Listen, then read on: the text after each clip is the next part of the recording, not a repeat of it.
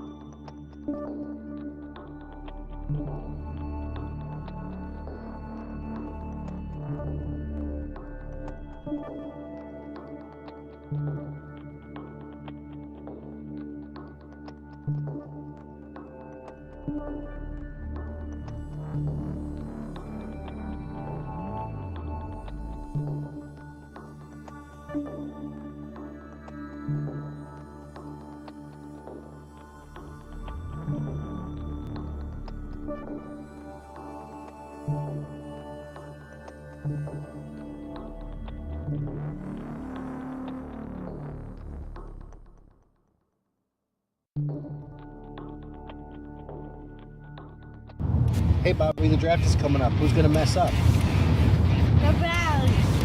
Wake up, man!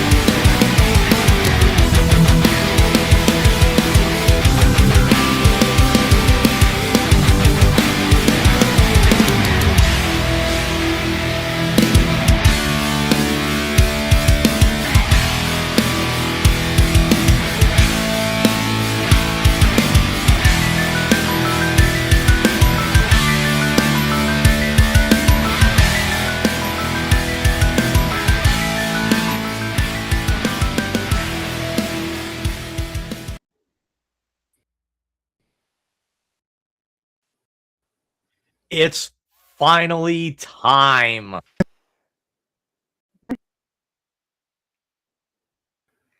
Good evening, ladies and gentlemen, and welcome to the 4th annual Wise Guys First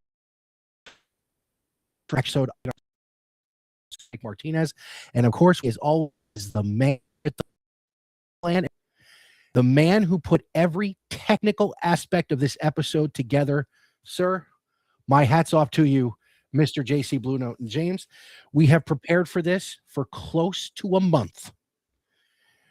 The video at the onset was, of course, just a little inside baseball here. That was taken in the back of the rental car on the way back from New York 2 weeks ago. And I think Bobby's right. I think the Browns will screw this up. I think John and I are in unison dissection of what they were going to do last year is again going to be privy this year. I think that there's enough talent at both positions that I don't see how they could screw this up. Should we reference the cartoon I sent you earlier, James? You're gonna start already. We're 15 minutes away from kicking this thing off. The Browns will be picking probably in about an hour from now. Your Jets are basically holding the draft on a string, sitting at 2. They're in the position that the Browns were last year. And you're gonna play that card. I'm going to play that mostly because I think neither team's going to do anything right tonight, but that as the TV each of our houses. In front of me, I also have the Mets who are on, who finally broke their losing streak last night. And they are introducing all the players who are at the draft. And we just had a run on Ohio State players, 4 in a row. 3, excuse me. Sonny Styles, Arvell Reese, and Carnell Tate are all there now. Dylan Thieneman just came out, the Oregon safety. Why does he look like? Wow, are you watching this? I've actually. Do you have ESPN? I've got NFL Network. Okay. I have no sound on it. I'm going to do my best not to ruin picks this year. I have a real problem with that. I do apologize. But James, we have divine information on our side this evening as we got chicken for dinner.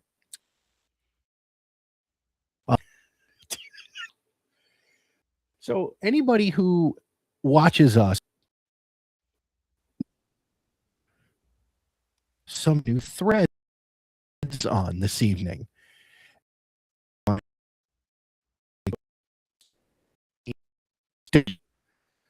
Greekin is not the name, it's a lifestyle.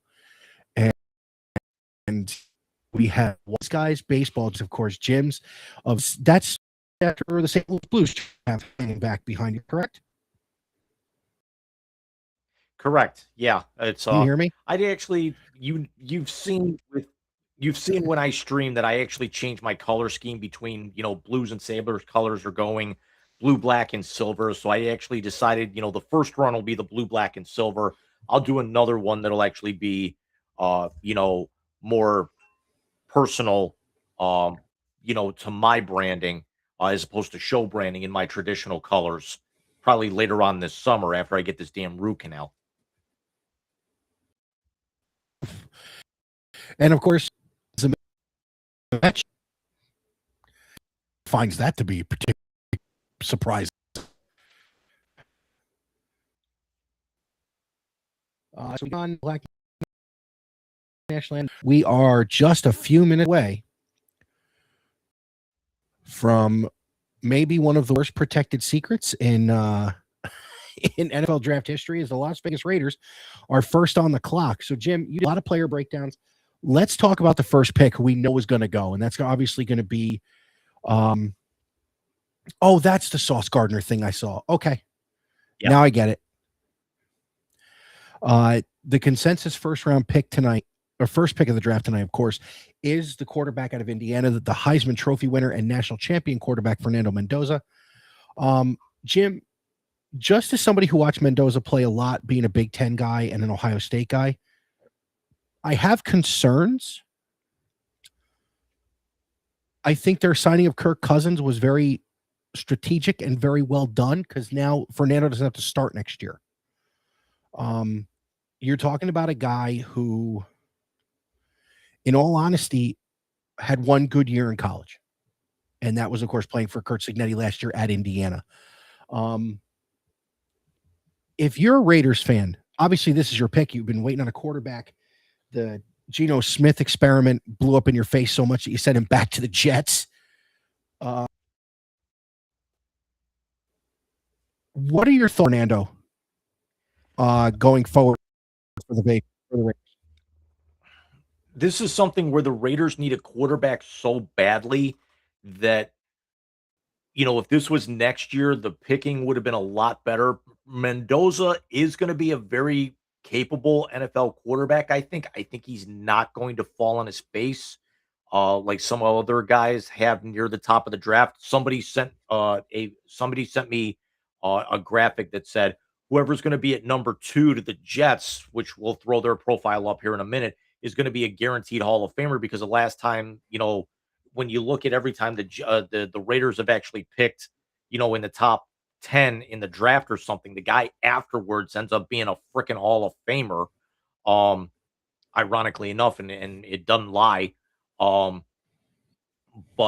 with the Raiders, Mendoza is the most complete quarterback out there, even though this is one of the worst quarterback drafts on paper that we may have ever seen, he might be the only one in the first round tonight. You've got to actually really make a stretch if you're thinking Ty Simpson, even though Simpson is, I think, probably the better pro-suited quarterback right now. But we actually saw with Mendoza, yeah, he did have one good year. So did Cam Ward, realistically last year. He turned out to be the number one, and they saw some good flashes out of him. It's you're drafting quarterbacks who are not, because of the transfer portal and everything anymore, you're not getting the 3 or 4 year guys in the same systems that it can come in and immediately start. You're looking at guys that, if they're going to start, they're basically, you're looking at your uh uh you're looking at your Bryce Youngs, you're looking at your Baker Mayfields, guys who actually, those days are really over at this point. So you're getting the guy that you can maybe play during the first year, as opposed to come out and lead your team as a leader of men, in that huddle day one of training camp. No, and you're absolutely right. I will say this. I think out of the guys you mentioned that could go in the first round this year, yes, Ty Simpson might be the more pro-ready of the two. I think the better leader is going to be Mendoza. No disrespect to Ty Simpson or Kalen DeBoer, his coach down at Alabama. I think the fact that it's Alabama, he had better weapons than he would have had otherwise. I will also say this. Mendoza's going to an offense that features Ashton Genty, that features Brock Bowers. So he's going to have some pretty decent weapons as well, like he did at Indiana. I don't think he's going to have the line play like he did at Indiana. Their lines, both offensive and defensive lines, are really the reason they won the national championship. I think that's where he's going to struggle. You had made a joke about someone mocked Shane Falco to the Browns in, what was it, the 6th round? Yeah. Jim, why do I have a feeling if they try to start Mendoza right away, we're going to start calling him footsteps?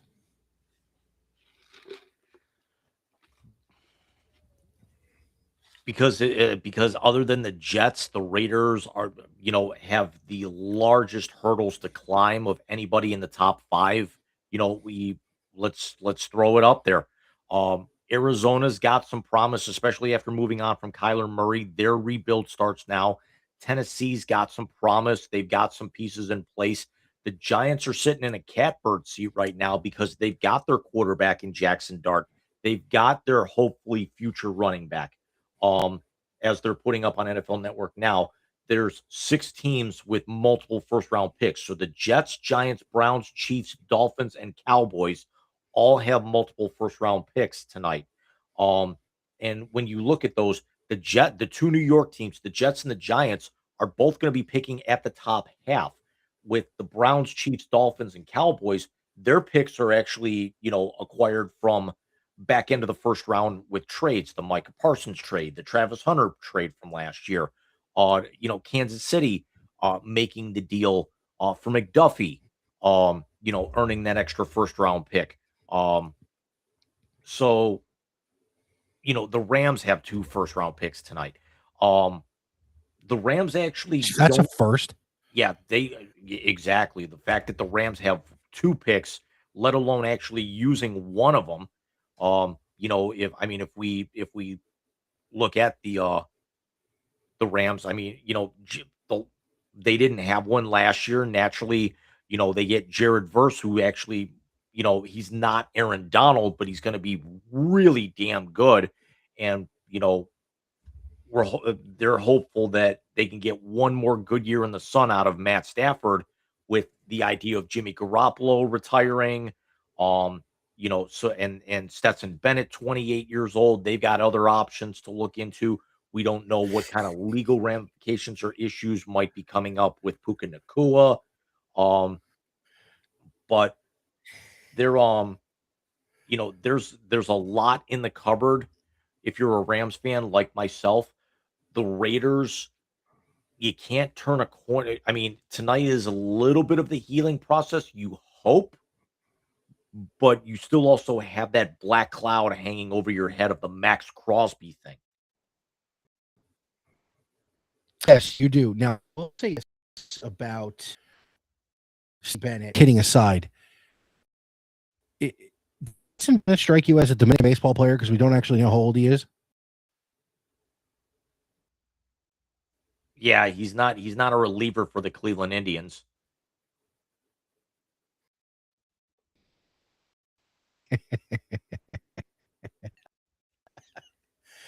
You hurt to me.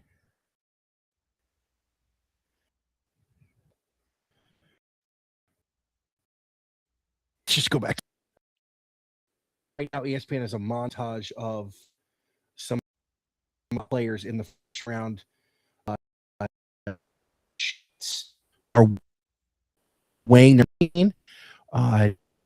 Jim, we talked about Knicks. I honestly believe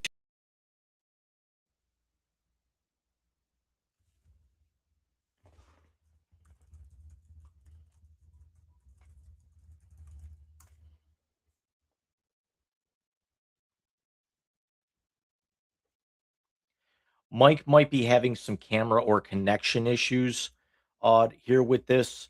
But I think he was actually talking about the Jets from what I heard. I actually just sent him a message about this. But the Jets are going to actually kind of be the gatekeepers uh, for the first round tonight. So we look at the Jets. Um, I, so you actually hit last year on Armand Membo, the offensive tackle. Um, the Jets right now still got to figure out the quarterback situation, but having the 2 first-round picks, getting Arvell Reese to shore up their defense, good idea. Omar Cooper would be great. There were some people that were thinking that Cooper could end up, being that other Raiders first-round pick. Um, or I'm sorry, the Raiders, that the Raiders would end up trying to trade back in, so this way they can end up getting Mendoza, his favorite target. In this draft, Cooper has shot way up the board as of late. Um, with a fantastic combine, a fantastic playoff. Um, but you know, the Jets right now sit in a catbird seat. yeah, they really do. I honestly believe that they take Arvell Reese. I honestly do. I think this team is going to pour up that rusher, outside linebacker, depending on which form of the defense they. I also think that you could see, going back to your Rams for a second, there's a lot of talk the Rams are looking to trade to Carnell Tate.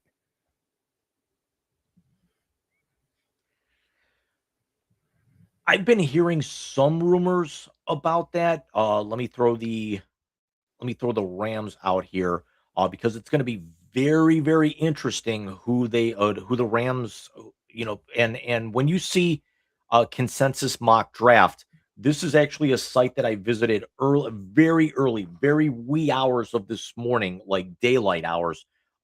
And it basically took all of your major publications, Fox, CBS, ESPN, NFL Network, Yahoo, and just mashed them together.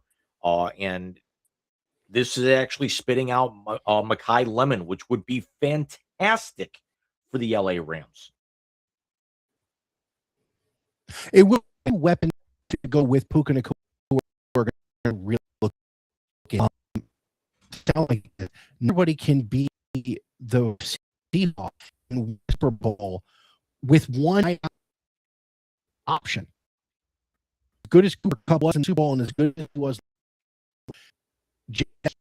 JSN's pretty. You can't usually win with just the one weapon. Not Jerry Rice. It doesn't happen. Gifford and the throw, who's used to the California, wouldn't be shocked. Who tight end? Jim? I'm sorry, could you say that again? Your signal was cutting out again. God damn it. Who's their tight end? The Rams? I wanted to say it was Tyler Higbee, but don't quote me on that. Please stand by.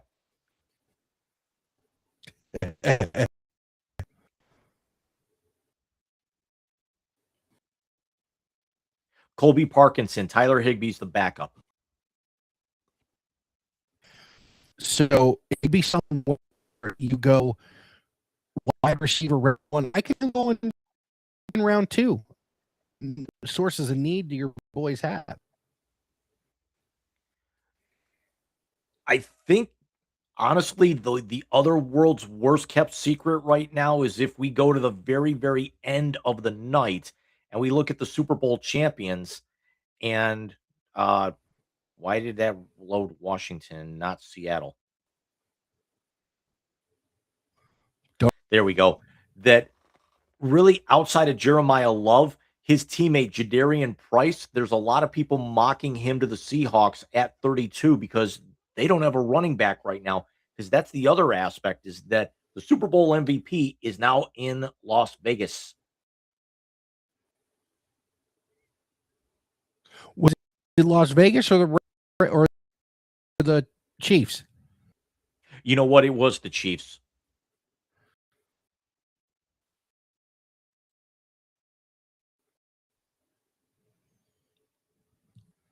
Are you wearing a bow tie? Try something.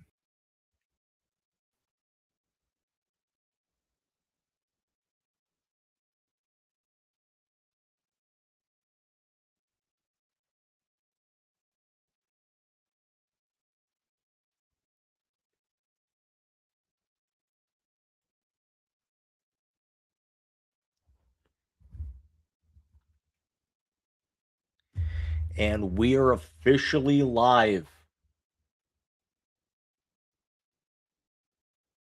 as we have those urine colored towels coming out on stage with the commissioner. And another sighting of Britt Baker, our second one tonight.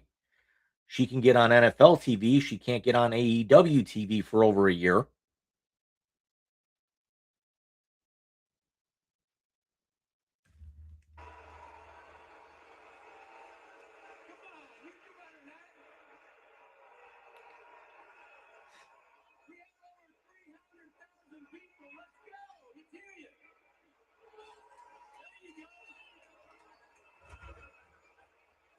Welcome to the 2026 NFL Draft.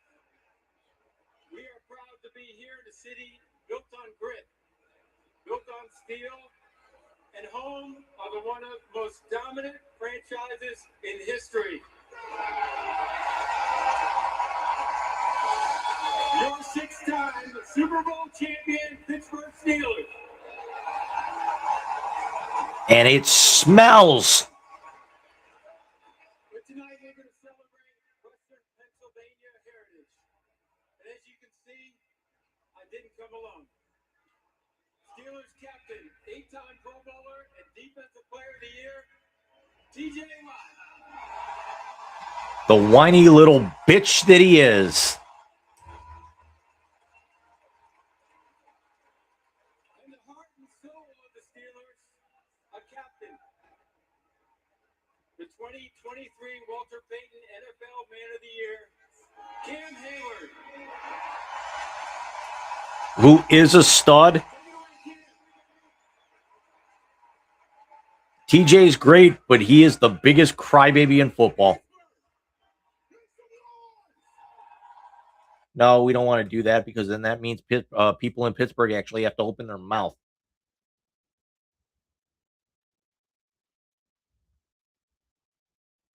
As Michael was having some serious connection issues. Hopefully he's maybe resetting a modem or something like that. He dropped out. And he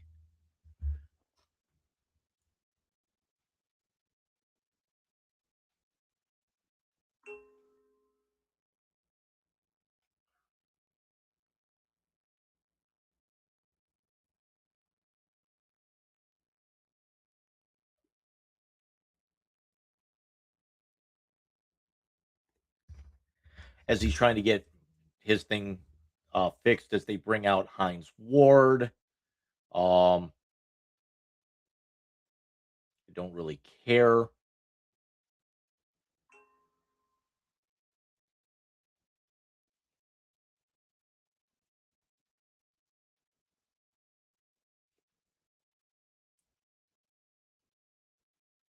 All right, Cam Hayward, shut up.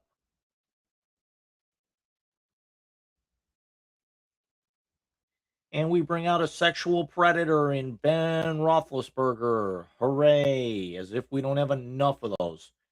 Terry, I call my own plays. Bradshaw.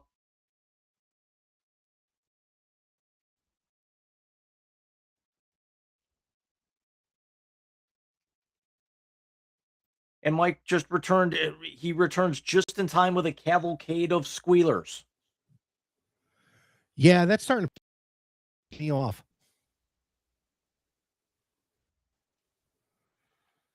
How much more I turned toilet my paper can they put on that off to stage? try and have. Oh, yellow, huh? Yeah. We're gonna let you control the TV tonight, Jim, because I had to turn mine off. Whatever I gotta call it. That's what was janking it up.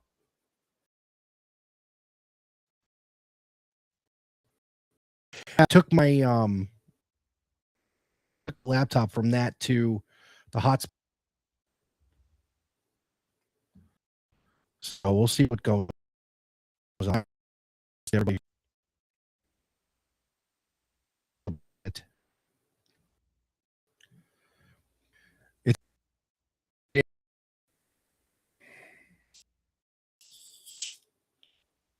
And you might want to try something else because it started up again already.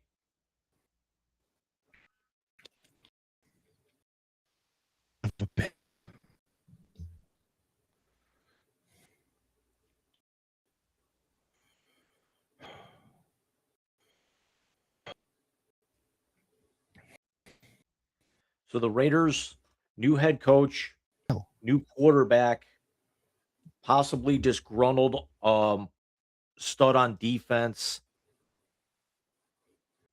They signed Tyler Linderbaum to a 3-year, $81 million contract. The big offensive line get in free agency, even after Baltimore said he wasn't going to be available. I mean, the Raiders are definitely in flux.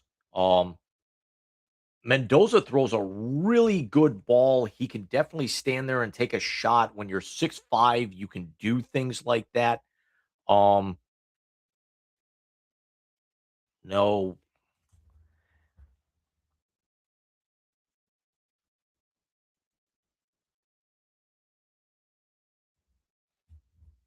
they did change something again since the last time we went live.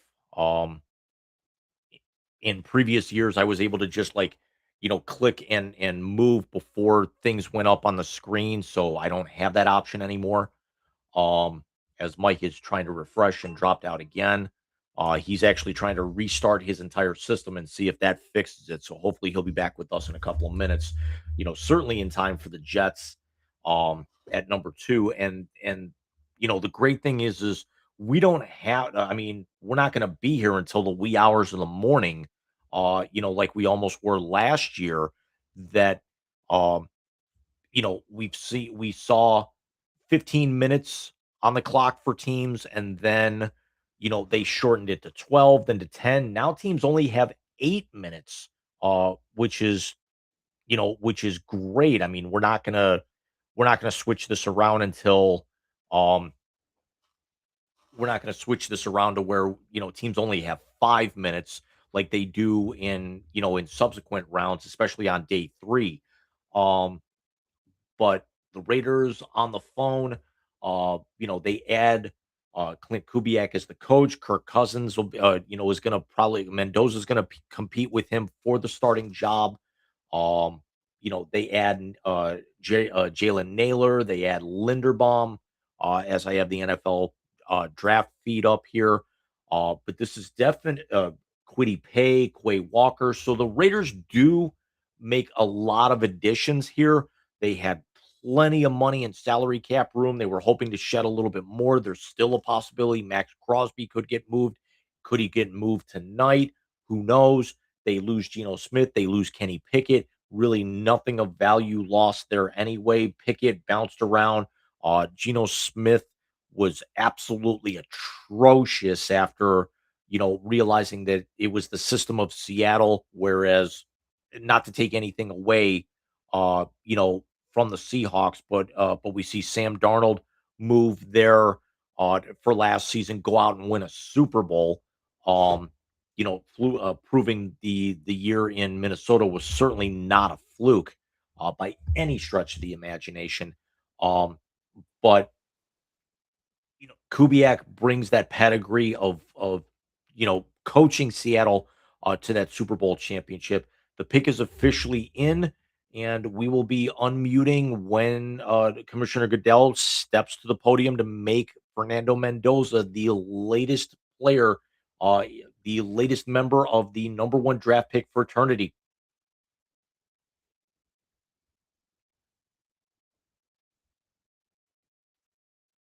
And the great thing about Mendoza going to the Raiders here is that this is not going to be, Mike brought it up perfectly. It's not going to be where he's going to have to worry about running nearly as much because Ashton Genty is going to be able to take that load off of him, both, catching and running. Um, you know, you go out and get some receivers and everything as the pick is definitely in. We're just waiting on and trying to stretch everything out. Um, I was mentioning that not only did the Raiders bring in Kubiak as the head coach, they brought in um, Kirk Cousins, and then Kwity Paye was involved with that. Quay Walker. So the Raiders went out and got some definite pieces, Mike. They did get some definite pieces. Sorry for the technical issues tonight, guys. Of course, I'm also dealing with the wildfires too that could possibly be messing with connection with T-Mobile. But yeah, they went out and got pieces, and Kubiak was a nice piece to get. Of course, having Genty, they improved their offensive line, if I'm not mistaken, too, in the offseason, Jim. Tyler Linderbaum, So as the exactly. commissioner has stepped to the podium. All righty, let's go. With the first pick in the 2026 NFL Draft, the Las Vegas Raiders select Fernando Mendoza. And there it is. Is this the first time an Indiana player's gone number one overall? Yes. Wow. So let's just jump back into Fernando Mendoza real quick. Big dude, 6'5", 236. He is a redshirt junior, I believe. Played 1 year at Indiana for playing at Cal. Look, he won the Heisman. They won the national championship, the first ever 16-0 team in college football history.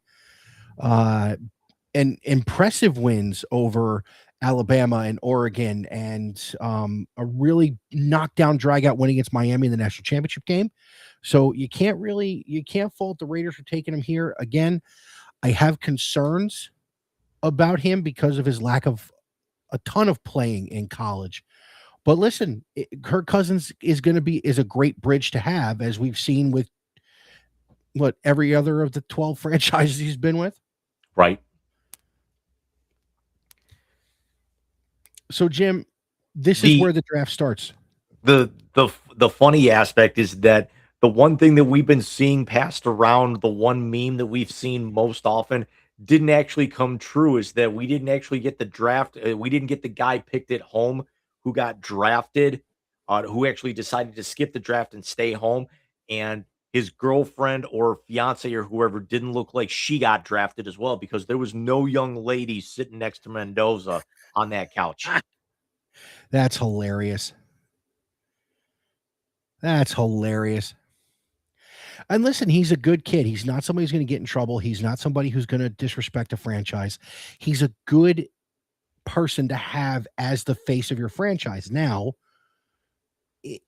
as we've learned with CJ Stroud, who is also another good person to have as a face of your franchise, your play's got to back it up. And CJ, of course, has had two quote unquote down years after his phenomenal rookie year, but hey, he's been to the playoffs all 3 years he's been in the league. I don't know how much more you can ask for a guy. So I'm interested to see how if Fernando is at all this year with Cousins there.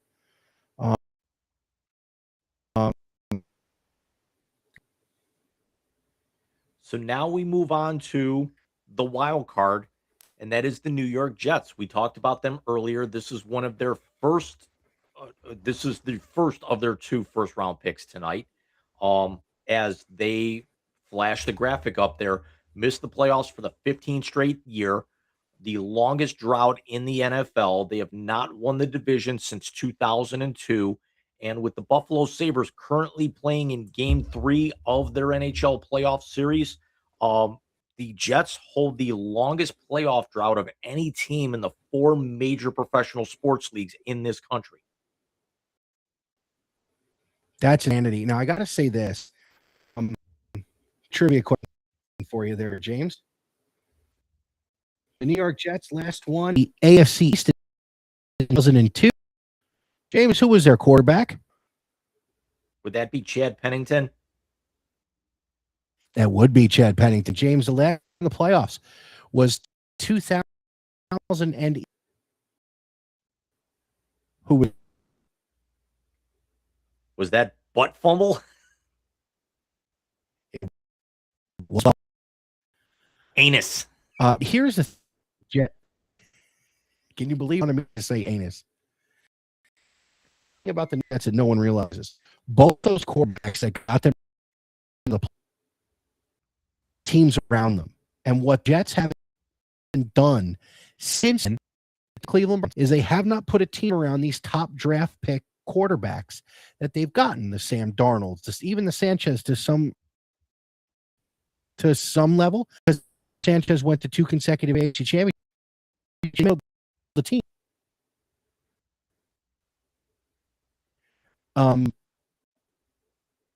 Other highest draft.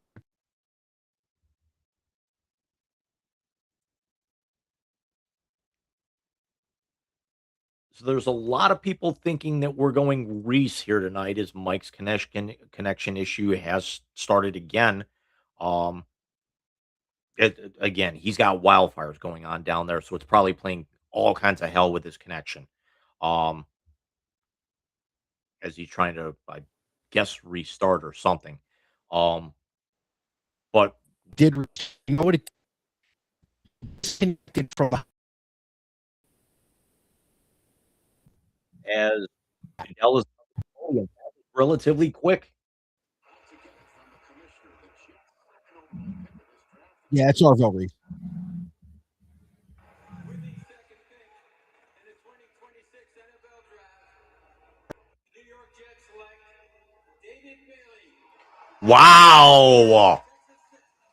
Our first change, David Bailey from him, right?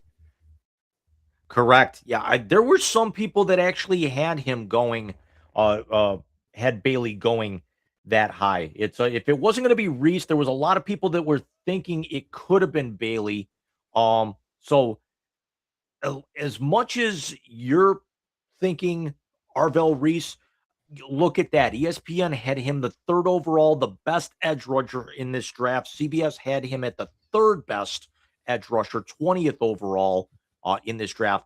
But unanimous All-American, Big 12 Defensive Lineman of the Year, 6'4", 251 senior. He can just flat out get after the quarterback, especially in a conference where they do a lot of passing.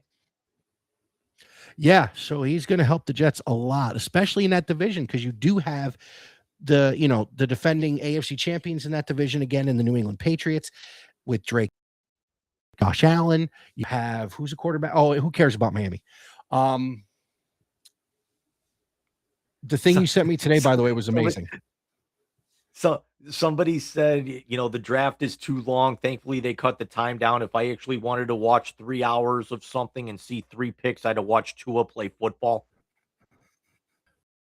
Yeah, that was amazing. So where from here, Jim? Because the Cardinals have problems. They need a quarterback. Tennessee. Holy crap. This let's may actually hone. let's get the Arizona Cardinals up there. And now this is, remember how last year my draft got ruined right at this time when the Browns and the Jaguars had swap picks? Look at the Yeah. Arizona Cardinals and look at who the consensus pick was.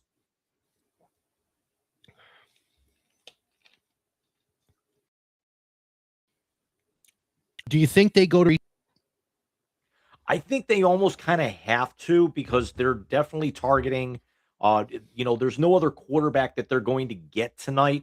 Um, they don't have another first round pick to be able to jump back up and get Simpson unless they actually wanted to try and snag him right at the top of the second round tomorrow. Um, the Cardinals need a lot of help here. Walter Nolan's, turned out to be very good for them in his rookie campaign. Um, but it's something where 3-14, uh, regardless of whether or not how bad they were injured most of the season. David Bailey can definitely get to the quarterback, and especially in a division where you got the defending Super Bowl champions, you've got Matt Stafford, you've got San Francisco, with Mr. Irrelevant, who just keeps churning out playoff win after playoff win after playoff win, up until up until other aspects of his franchise let him down later in those games. And this is actually pretty cool, is because they're actually having them sign their rookie card right there on the stage. That is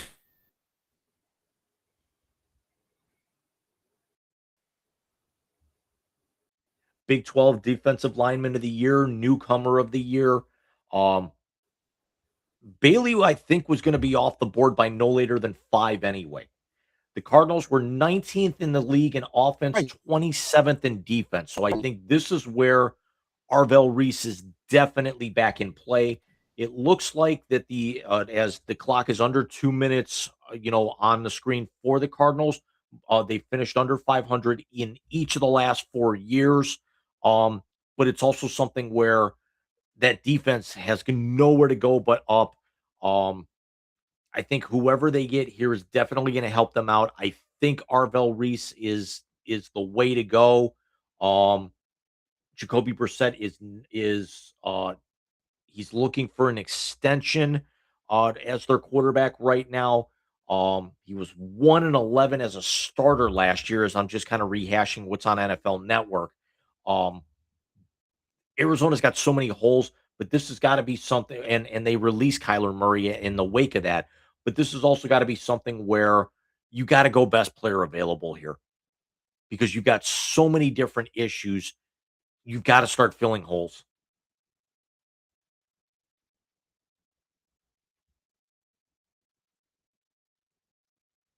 As the pick is in, but I think this was probably something that this pick was probably in several minutes ago, and they just never officially let the networks know.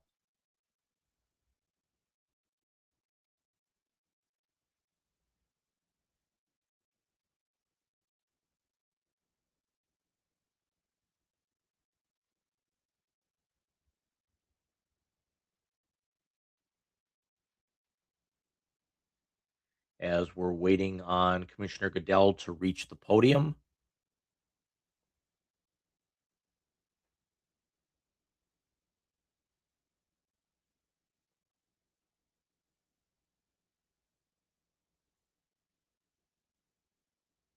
Pittsburgh is a nice looking city, but because of my allegiance to Cleveland, it's not something I'm willing to admit of, wanting to go to. Um, I don't feel like getting lynched um over everything basically just football related.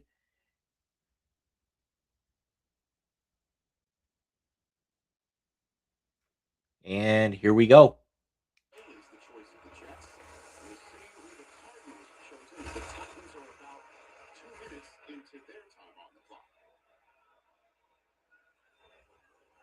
With the third pick in the 2026 NFL Draft, the Arizona Cardinals select Jeremiah Love. Wow.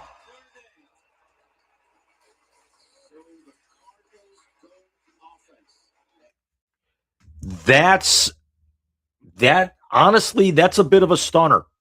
That is definitely a bit of a stunner. I mean, but then again, there were a lot of people that were thinking that, the Titans sitting at 4 here, were thinking of going Jeremiah Love. This is he was the fourth overall prospect ranked by ESPN in this regard. Um, as we get his player card up there, he 2025 unanimous All American, the 2025 Doak Walker winners, the best running back in college football, 6 foot 214. Um, from Notre Dame, uh, was primarily the reason why that they were, on the cusp of the college football playoff last year. Um, he is he is definitely a generational type running back. I think he might actually have a bigger ceiling than a Bijan Robinson did a couple of years ago, as he's now actually, getting his first rookie extension. Um, he definitely is strong enough to be able to make, teams miss. He's able to carry some guys with him. But a little interesting that, they don't have the quarterback talent at the top of the draft. Very, very a good, upstanding young man from everything you read. Very well read, very well spoken. Um, Again, first team All American. He was top 10 ranked by both ESPN and CBS. Easily the number one running back overall. You have to go all the way down to his teammate who was, you know, they were thinking, is he even going to get picked tonight? Um, but for Arizona to get Jeremiah Love at 3, it's a good pick. It's not the way I would have gone, however. I still would have thought of going defense when you have the 27th ranked defense. Your offense was still 16th last year overall, but granted, you don't have, a quarterback. You've got a very large state of flux. Your former franchise number 1 overall is gone. Your second option now is a career backup retread who's looking for an extension and did not attend offseason workouts. Um, there's definitely some questions going on in the camp with the Arizona Cardinals. It's something that, because they're also not going to be able to get a quarterback later on in this draft unless they're actually thinking of going prospect at that point. When you look at the Cardinals, I'm trying to actually get them pulled up here with their depth chart.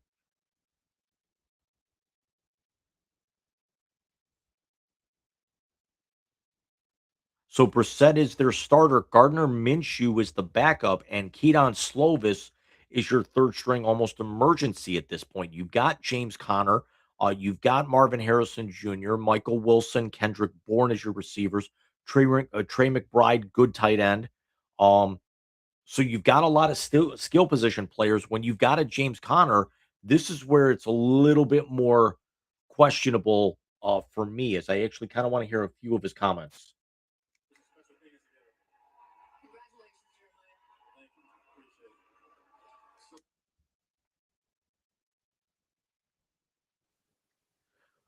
Mike, your thoughts on Jeremiah Love going third? It makes sense with Arizona. Who's their quarterback now? Jacoby Brissett is the starter. I was just mentioning this as you were coming back on, and your backup is Gardner Minshew. Not a terrible room to have with the crop of quarterbacks you're going to have next year. 2 veteran presence, of course. Gardner Minshew is the fucking man. The one thing that I question is going out and getting him when you've already got James Conner as your starter. Jeremiah Love automatically becomes also their best weapon in the slot. Plus, I think we've learned from the 2-headed monster of Chubb and Hunt in the heyday of the Browns recently, two backs is you have to have it. You have to have it. Cavs down 6, 3:06 left in the first quarter. As my mouse is playing tricks. But now we shift our focus to the team that had the number one pick last year and has gone a dramatic kind of facelift, literally and figuratively, and that would be the Tennessee Titans, who and already enough the pick is in. Mike, who are we? Before he actually says anything, give me a name. Arvell. I'm thinking that too. It's either Arvell or the offensive tackle from Miami.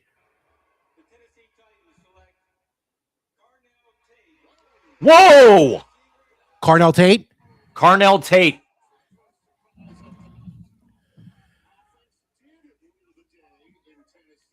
Well, let's talk about that real quick. I think everyone knew Carnell was the number one receiver in this draft. Depends on who you ask, because there were a lot of people saying it could have been him. It could have been also Mekhi Lemon. Well, or also Casey Conception from Texas Tech. Well, he put up the numbers he did as the number 2 to Jeremiah, who he was last year. And he was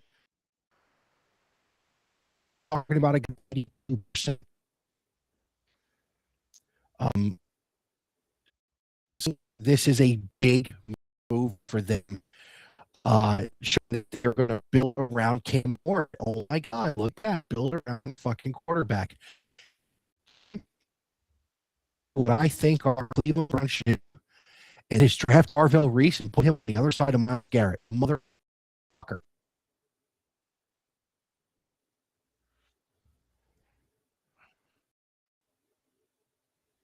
I think you still got to stay the course. I still got to think you got to address the offensive line, and you got to get a skill position player.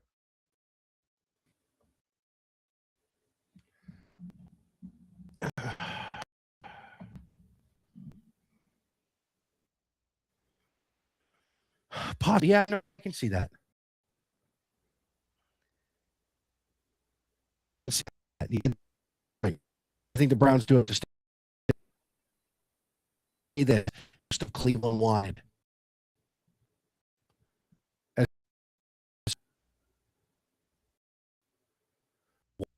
Well, went to Tennessee. I gotta say this. I gotta say it, Mike. We question the logo. Seeing those old blue jerseys with the red striping and everything, those look sharp. Good. The logo just looks like a plug.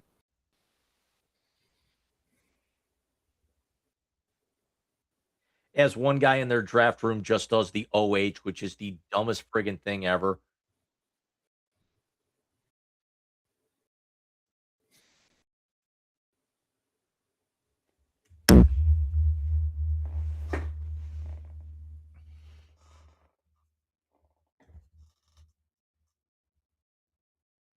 The first Buckeye off the board, the first surprise of the night. Carnell Tate to the Tennessee Titans. As now we shift our focus to the New York Football Giants, who have 2 first-rounders within the first probably 90 minutes tonight. As I'm going to throw them up here on the screen.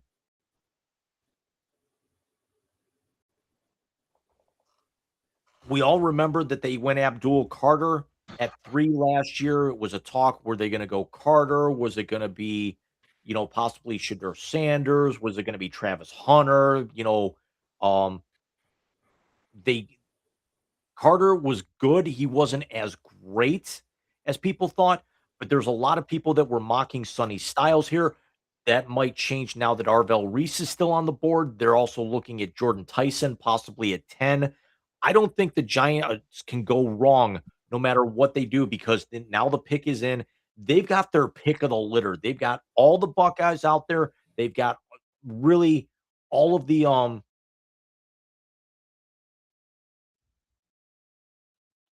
Is that graphic right? Because the NFL Network is showing Kansas City is at 6, not the Browns.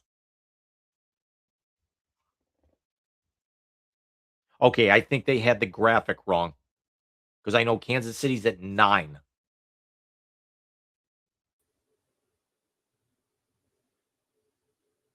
Wildfires. You know, I'm going to call T-Mobile tomorrow and scream it.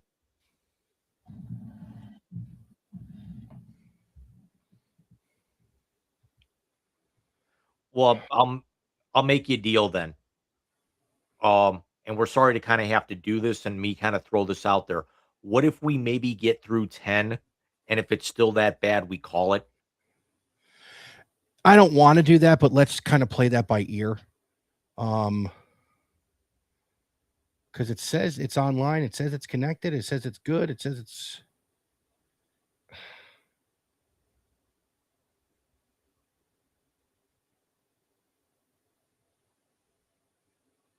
Because the weird thing is you're moving. You know what? Let's try something. Cut your camera and just do the audio and see if we can at least get that.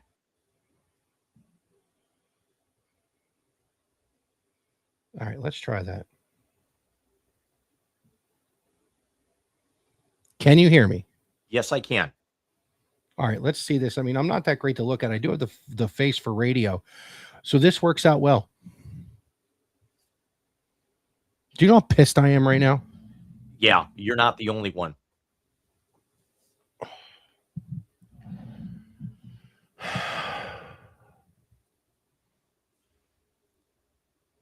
I wonder.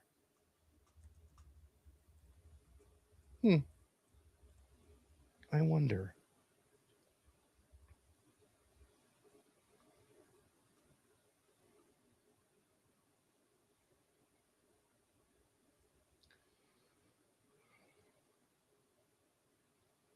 I'm going to try something. Hold on. Can you not hear me? No, I can hear you. I'm trying to figure out how I can get this to come up.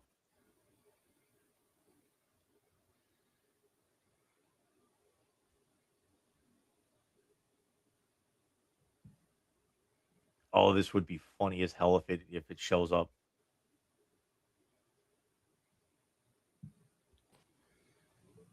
You have a third person. I hear it. I'm getting a bit of an echo. What, did you switch cameras? No, I turned it on my phone. That could work. Let's try that.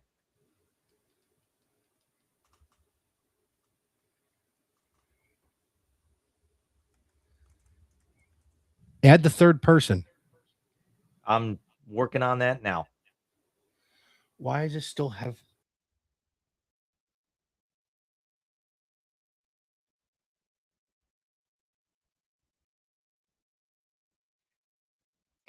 Okay, I've got your video.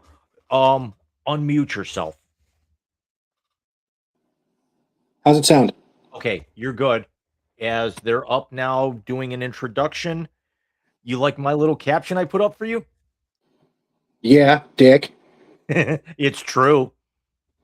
Very.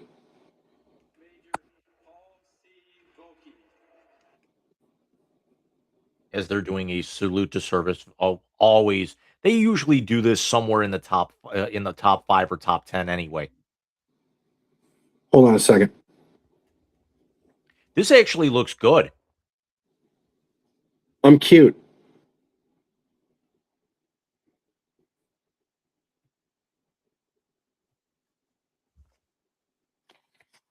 The New York Giants, a tradition he proudly passed on to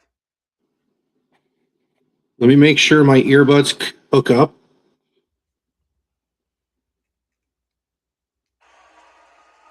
with the 5th overall pick of the 2026 You got me? Yeah. the New York Football Giants select. All right, so let me change the setting. Arvell Reese goes off the board to the New York Football Giants. Nice.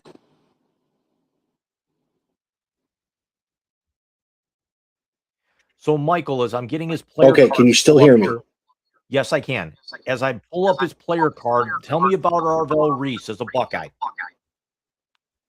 Hold on. It's making me do it on speakerphone. What is this? Can you hear me now? Yes, I can. Sweet.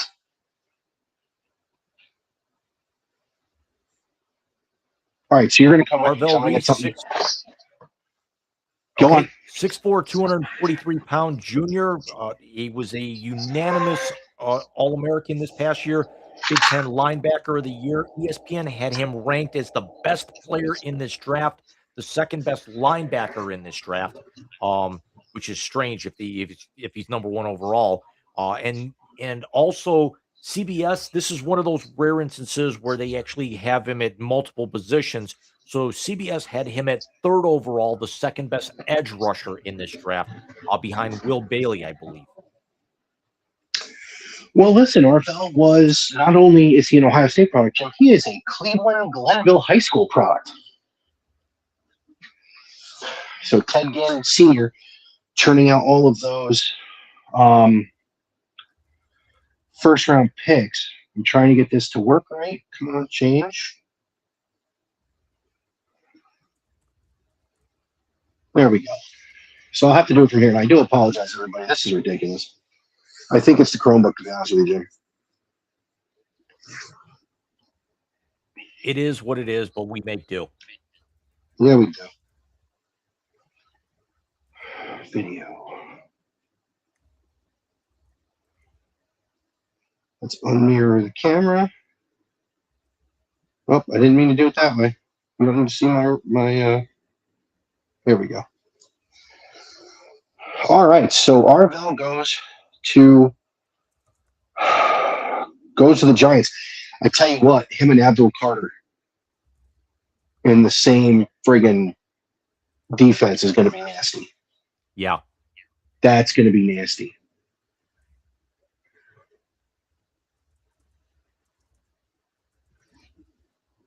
I'm still trying to make this work right, dude. I am so sorry.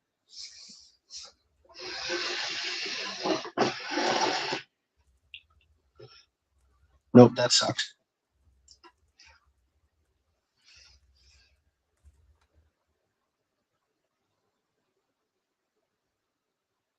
And there are your first 5 picks of the night. To recap, Mendoza, the consensus number one overall to the may not have been the consensus number one best player in the draft, but the consensus number one pick to the Raiders. Bailey, the edge rusher from Texas A&M, goes 2 to the Jets. The first surprise we had, Jeremiah Love, the running back from Notre Dame, goes to the Cardinals at 3. Carnell Tate, the stunner of the night so far, goes number 4 to the Tennessee Titans, and the New York Football Giants run to the podium and actually have to sit through a commercial break to grab Arvell Reese, the stud edge rusher from Ohio State. And Michael, who is on the clock? You want to play the video with Bobby? Because I think they're going to screw it up. I think we have audio of this. Shut up.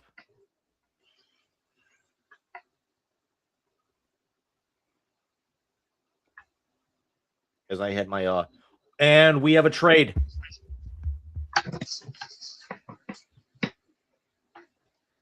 The Kansas City Chiefs are on the clock.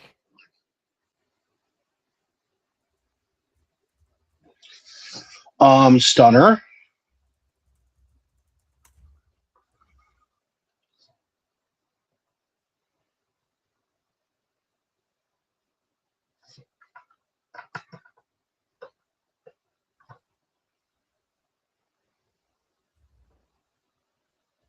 And the pick is in. Where is and Goodell coming to the board?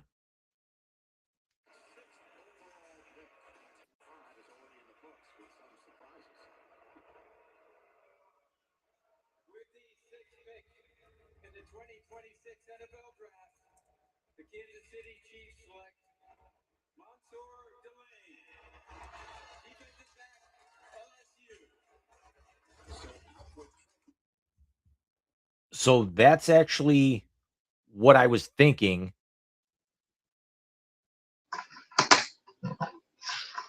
Who did they take? Mansur Delane, the stud cornerback from LSU. What's the details of the trade? The Browns actually slide back to 9, and I want to say that they picked up a second and a third. They flash it across the screen so fast, I didn't catch it.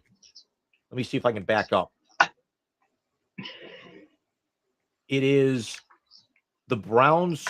Kansas City gets 6 overall. The Browns collect 9 tonight. They still hang on to 24.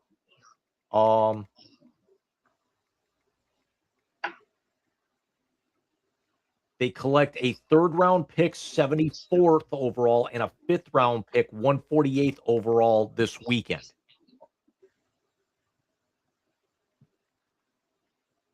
So now Jim, the they were Browns will have. So now I believe the Browns will have 5 picks in the top 100. Jim, they were taking Carnell Tate.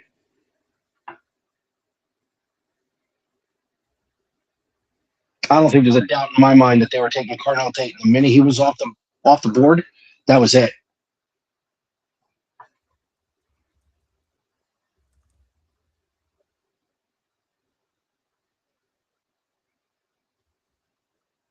As I'm updating some of the chyrons here. But back-to-back years of trading back. I mean, it worked last year. We know how Andrew Berry loves to stockpile draft picks. As I still have the wrong player card up there as I was updating the chyrons in the background. We didn't even get a chance to talk about Kansas City here. But Mansur Delane, 8th best overall, best cornerback ranked by ESPN. I mean, he was definitely going to be picked in the first half of tonight's round. He was a unanimous All-American, 13-team All-ACC in 2024. But we talk about the Kansas City Chefs, and here's the funny thing is that the consensus had them taking Delane at 9 anyway, and then you end up trading you trade a mid-round pick and a valuable day 2 pick to go up 3 spots for a guy that you could have had already, and the fact that you've still got another number 1 later on tonight anyway. I think that's why they made that move. The Commanders pick is in. I was able to turn because I'm just on regular cell phone service now. The Commanders pick is in. Jim, with the injury bug that hit them last year, I would have to think they're going offensive tackle here. Well, look at who the consensus pick is for the Commanders sitting pat.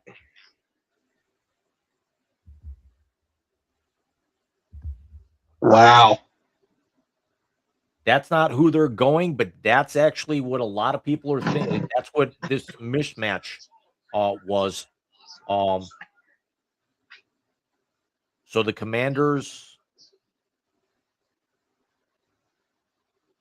Okay, that was strange because they actually said like the Browns were on the clock, but not yet. Oh, God. We've got 2 more friggin' Steelers coming out with Goodell to make the Commanders pick. Bettison Lynn Swan. Yeah, Yeah. I turned it on.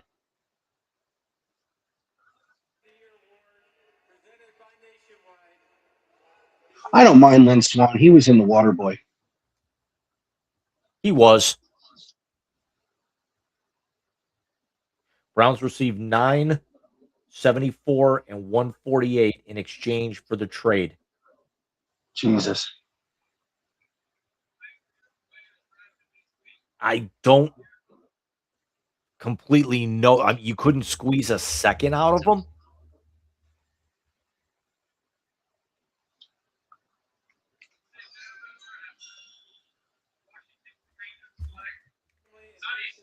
Sonny Styles.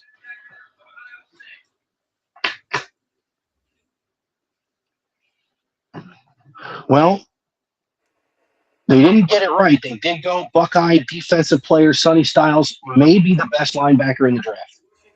Ran that sub 4.40. Another kid from Ohio. I like this pick for Washington. You bring in him. You already have Buckeye legend Terry McLaurin in this team. It's not a bad move for them. I do, however, think that they're going to need offensive linemen. It's like, come on, you're a franchise quarterback who got you to the NFC Championship game a year ago or 2 years ago is getting hit every other play. What are you doing?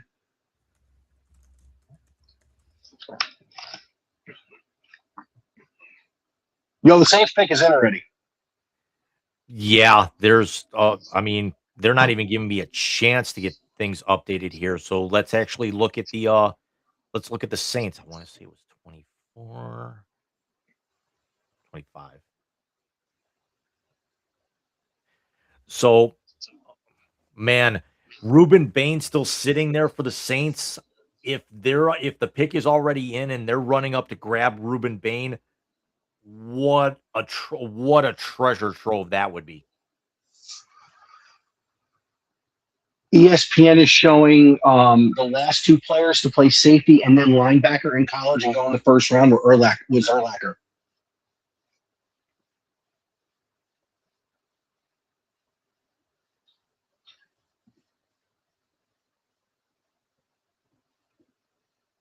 Don't be shocked if New Orleans goes to get somebody to play other side of Chris Olave too.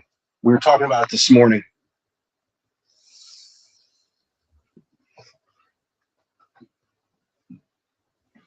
Well, Jimmy may not like it, but 3 of the first 7 picks are from Columbus. And not one of them goes to Cleveland, which means they're going to be a success. Watch him take Caleb Downs now. Watch him go Francis Mauioga to be able to keep Shedeur.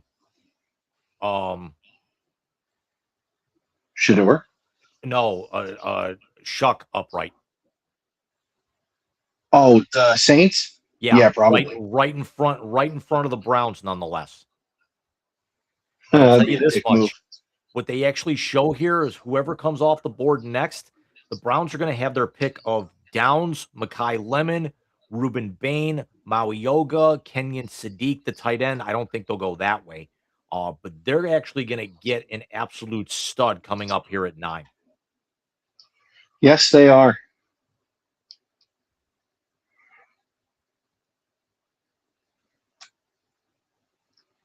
Sorry for the light change. I got to plug the actually, what am I doing? I got to plug the phone in.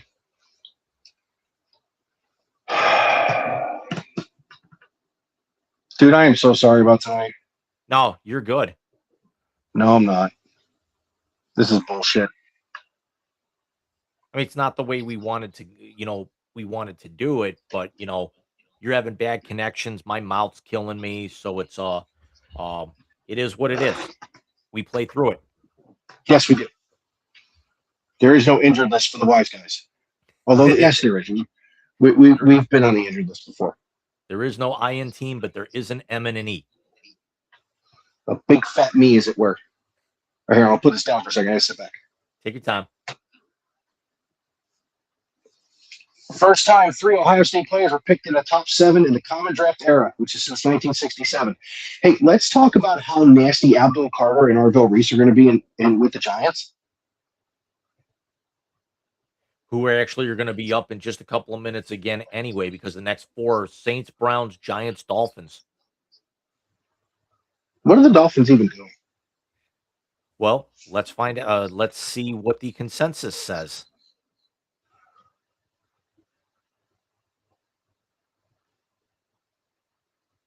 Fernando, you Mexican bastard. No, I'm just playing. So it's got the Dolphins going Spencer Fano and then Denzel Boston with their second pick. I like that's not bad for them. But the funny thing is that those are 2 guys I can even see going to Cleveland because they're in the same situation. The only difference is Miami doesn't really have a quarterback now. Cleveland has a few guys in there that they're trying to get something out of. Very true. Is this NFL Network's last draft? I believe so.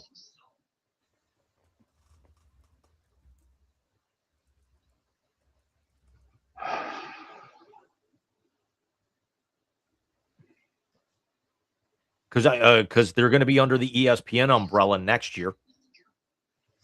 Yeah, because Rich Eisen was saying his last day as an NFL Network employee was like last week. Yeah, because he's already, his show is already broadcasting on ESPN or under the Did you see banner. who did he have on the other day? Did you see he had Bert Kreischer on the other day? I didn't see that, but I did see he had somebody on that told an absolutely classic old movie story. Was it Andrew McCarthy? No. Hello, Oliver. Oh, this is going to kill me. Because I was watching it and it was hysterical.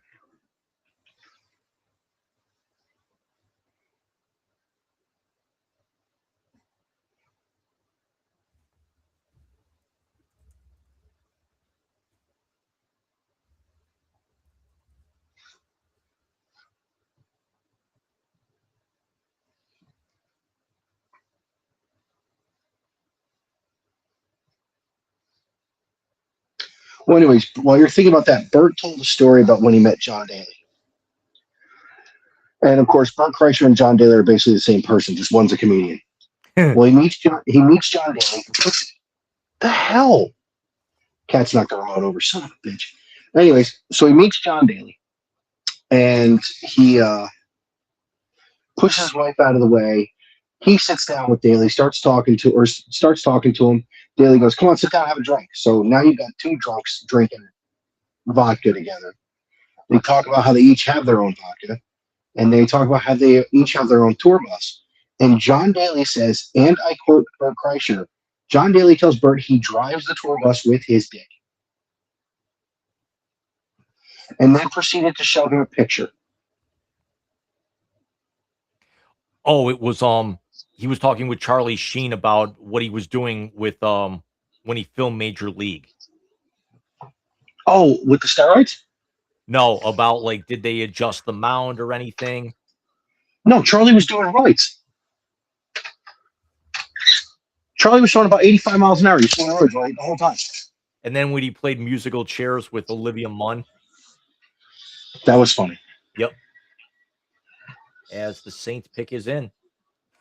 I'm on NFL Network now too.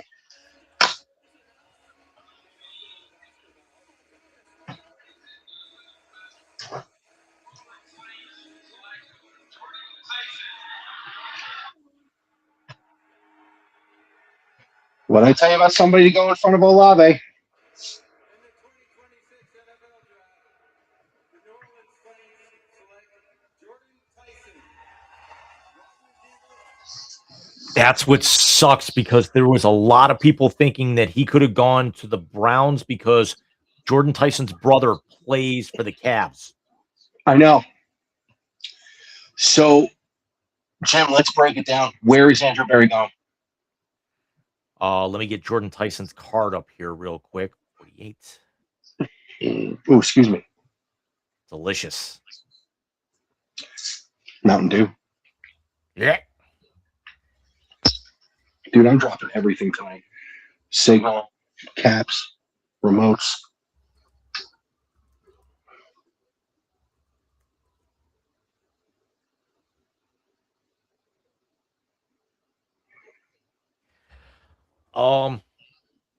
They've got their pick of any offensive lineman that they want. It's the number one thing that they've been targeting. But then again, you've also started to see a little bit of a run here. They could go Mekhi Lemon from USC. Who are some of the other receivers? Tyson's off the board. Tate's off the board here.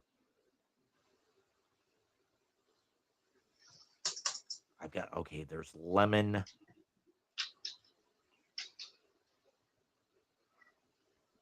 Chris Brazel, you could probably get him back end or even very early tomorrow. KC Conception, I don't think he can go this high. The receiver from Texas A&M, Denzel Boston, you might be able to get early tomorrow. Zachariah Branch, you could probably get tomorrow. Jeremy Bernard would be out there tomorrow, or you might even be able to grab him on Saturday. I gotta think you've got to start thinking offensive linemen here. Um, you've got tackles here. You can go. You,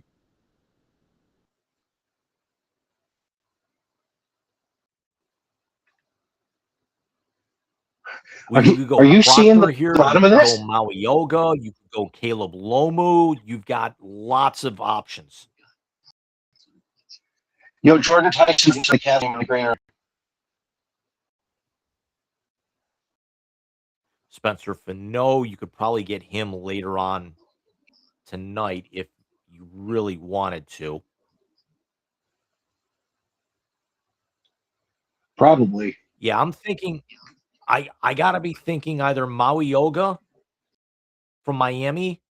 Kalen Proctor from Alabama is very interesting, although he's a project because of his weight issues. He's at 350 now. Remember in his freshman year, he was up over 410. That's right. They would love to be able to get him down inside of 330. But I don't think you reach high enough for Lomu. I got to be thinking Francis Maui Yoga from Miami. I think you're right. Jordan Tyson was watching the Cavs game in the green. Of course, it's his brother. Guys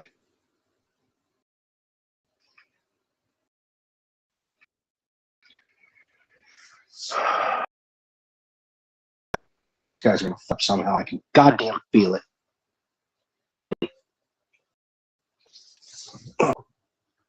Sorry to sit back.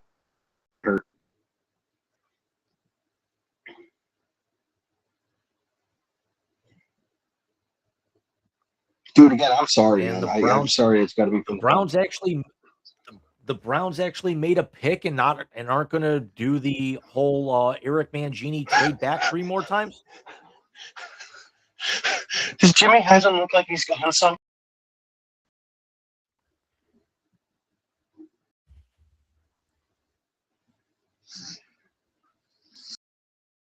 The coach sweat the t-shirt. Sweat the shit out of this. Oh yeah. Jim, do you see what kid in the?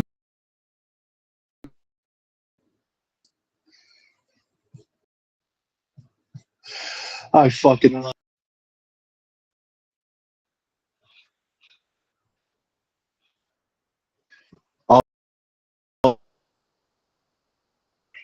And come on, get them up there so we can actually hear them boo the shit out of them. Oh, I want to soak this in.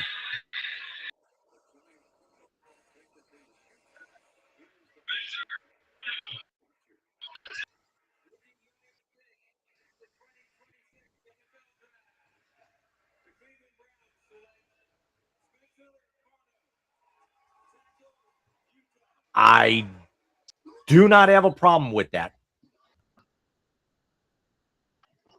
You can get a Samoan on the offense line is a good time.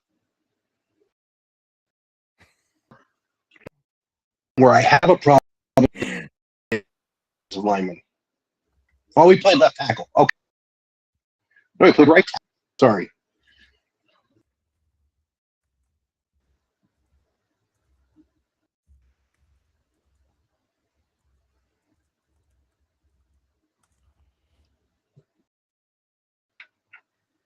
So He'll have a sack in the final 23 games. Yeah. He's one of those guys where you get in front of him and you don't get past him. No, you don't. available. From Miami. Tony from I think Makai Lemon. Wow, the Giants pick is already in.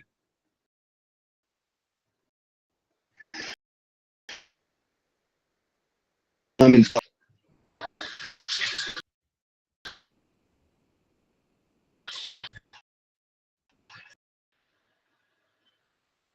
Wow, this was quick.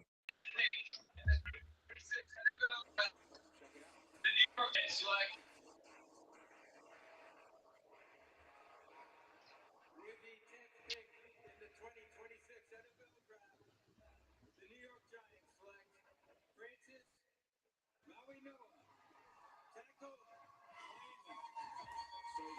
Miami. okay. Oyaga goes one pick down to the Giants. Good move for them. Very good move, especially with Jackson Darwin, with the way he played. We now have to block for the CTE waiting to happen.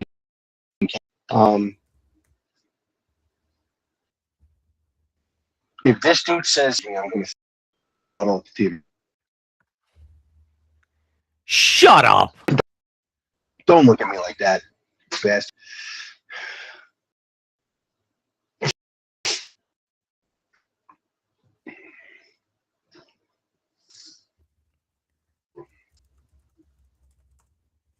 Oh, I didn't know that. His younger brother with Jet linebackers. They're going to take New York by storm. Yeah, it is another bloodline.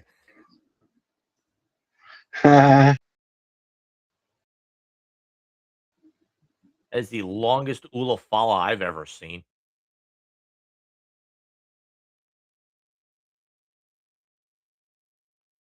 That's what she said. Really? Tell me that wasn't You're perfectly an placed, ass. though. Oh, shit.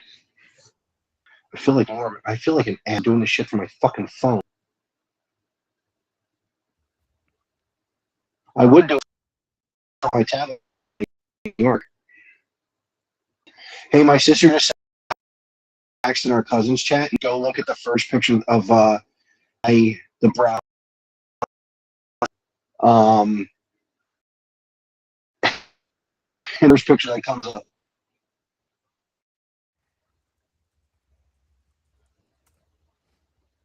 Oh, God.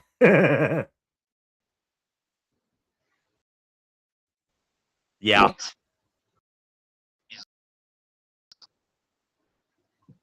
He looks like Travolta's character on Welcome Back, Kotter without the greasy mustache and about 50 pounds of muscle. It looks like Barbara. A little bit. Amazing. Well, the brown wet hog. What I'd like to have right now.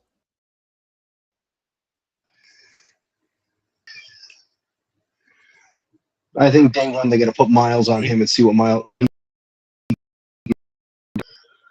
Mike, can you see the chat?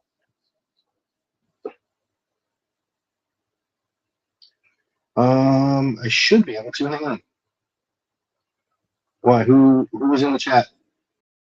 No, not the like the chat between you and me.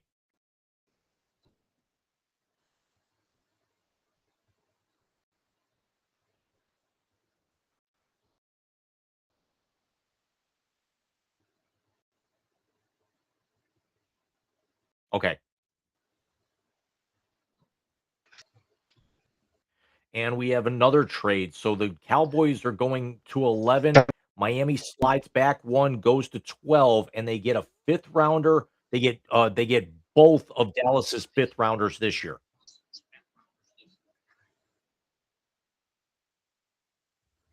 This is.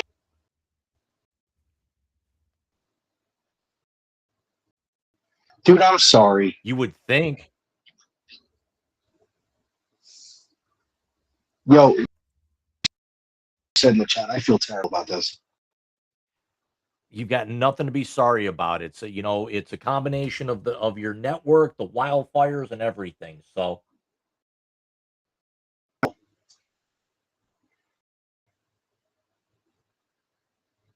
I hope it's not the machine because that's the new one.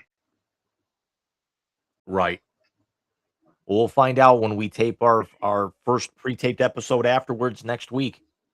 So we'll be with you guys back on our pre-recorded schedule. May 2nd. We'll take this weekend off naturally. We'll actually be taping sometime middle of next week. We're gonna probably be off a couple of weeks towards the end of May. For naturally Memorial Day, but I'm probably having some oral surgery done, as you probably heard me talking about. So I don't know what kind of condition I'm going to be in. I won't find out for a few more weeks on that at the earliest. But we'll actually, we'll be right back on schedule. We'll talk.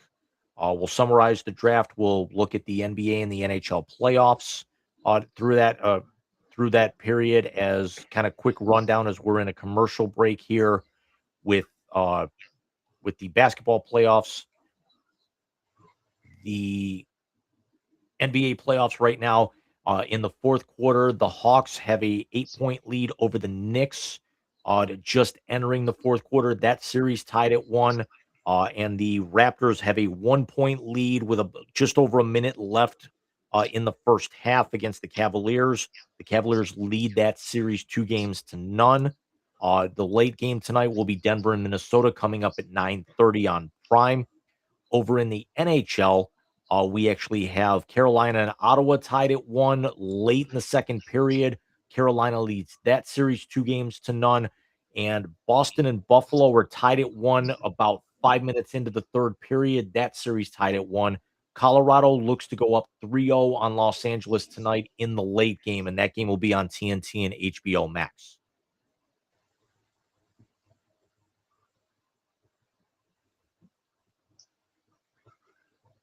That was a great rundown, dude. So, Jim, who do you think they? Go ahead. You don't know what? I don't actually know what's more surprising in the NHL or the NBA playoffs.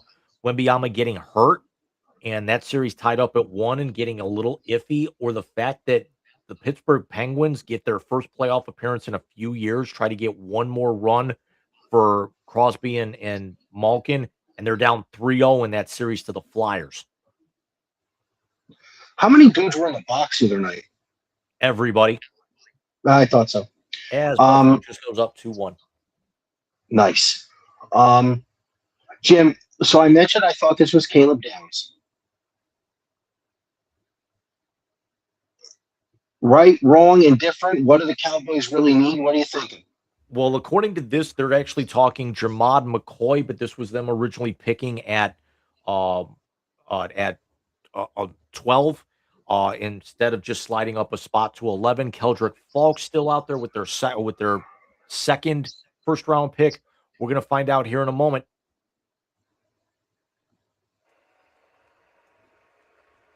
Roger ain't wearing a tie. He's trying to look pimping.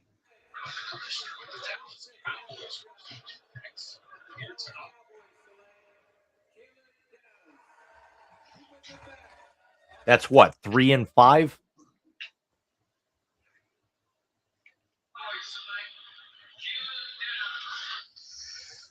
That is 4 Buckeyes in the first 11. Mike, tell us about Caleb Downs. Well, let's start with what Caleb Downs was, and that was a transfer. He was the last 5-star defensive player that Nick Saban recruited. His original choice in college came down to Ohio State and Alabama. He chose to go with Coach Saban. Had a breakout freshman season, leading the Alabama defense to a playoff appearance and an upset win over Georgia in the SEC championship game. When Coach Saban retired, he went to Columbus, and all he did was anchor a defense that won a national championship in his first year in Columbus. Then last year, he wins the Thorpe Award as the number 1 defensive back of the year. He's the 2-time Big Ten Tatum Wilson defensive back of the year in the Big Ten. He almost got trucked in the green room by Caden McDonald, his former teammate at Alabama. Listen, This is a big move for the Dallas Cowboys. And he was the SEC Freshman of the Year with 107 tackles in 23. This is a kid. He's undersized. He's not going to wow you with what he brings. He's not the bigger safety like the Ed Reed or the Troy Polamalu. What Caleb Downs is maybe the best defensive back in this draft with football IQ. Matt Patricia, who, for all you want to say about him, as a defensive coordinator, has multiple Super Bowl rings. Caleb Downs is his favorite player he's coached. 5'11" and 5/8 inches tall, 206 pounds. He's not a thumper, but he's a ball hawk. He can also play special teams. Had the punt return for a touchdown against Indiana in 24. Look, I just think, as you see him patrol the middle of the field, the interception that ended the Cotton Bowl 2 years ago. They didn't win a playoff game last year. No, they did not. And go fuck yourself. But you know what? He leaves Columbus with something that not a lot of players on other sides can do, and he does leave with a national championship ring. So tied for the most top 12 picks from the same school in the common draft era. 4 in the top 11, Jim. I know you can't stand the team. That's impressive.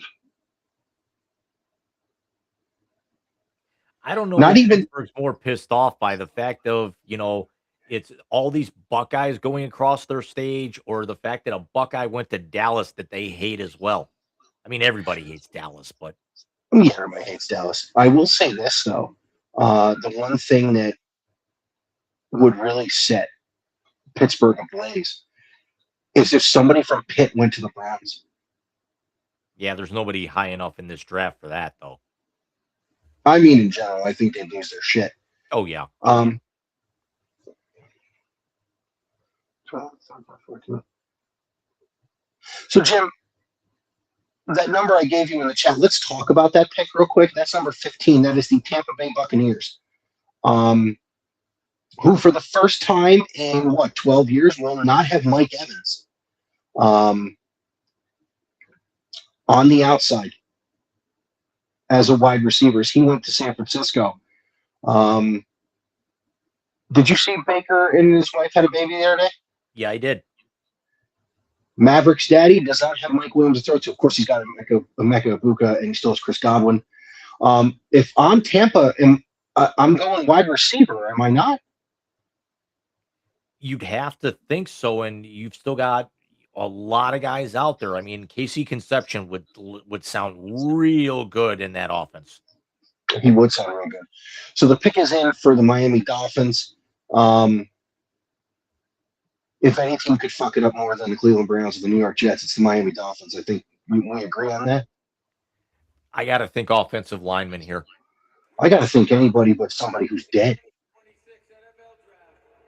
The Miami Dolphins select Kaden Proctor, tackle, Alabama. Yep. Kaden Proctor from Alabama. I actually love this pick for Miami right now. As do I. Kaden Proctor's a big motherfucker.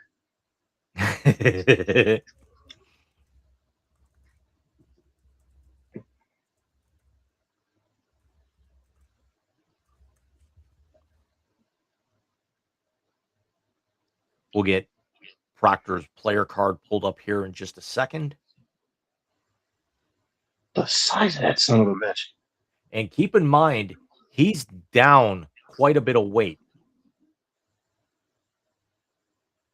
Yeah, he's gigantic. My God. He just manhandled that dude. You know what it reminded me of when they showed that? And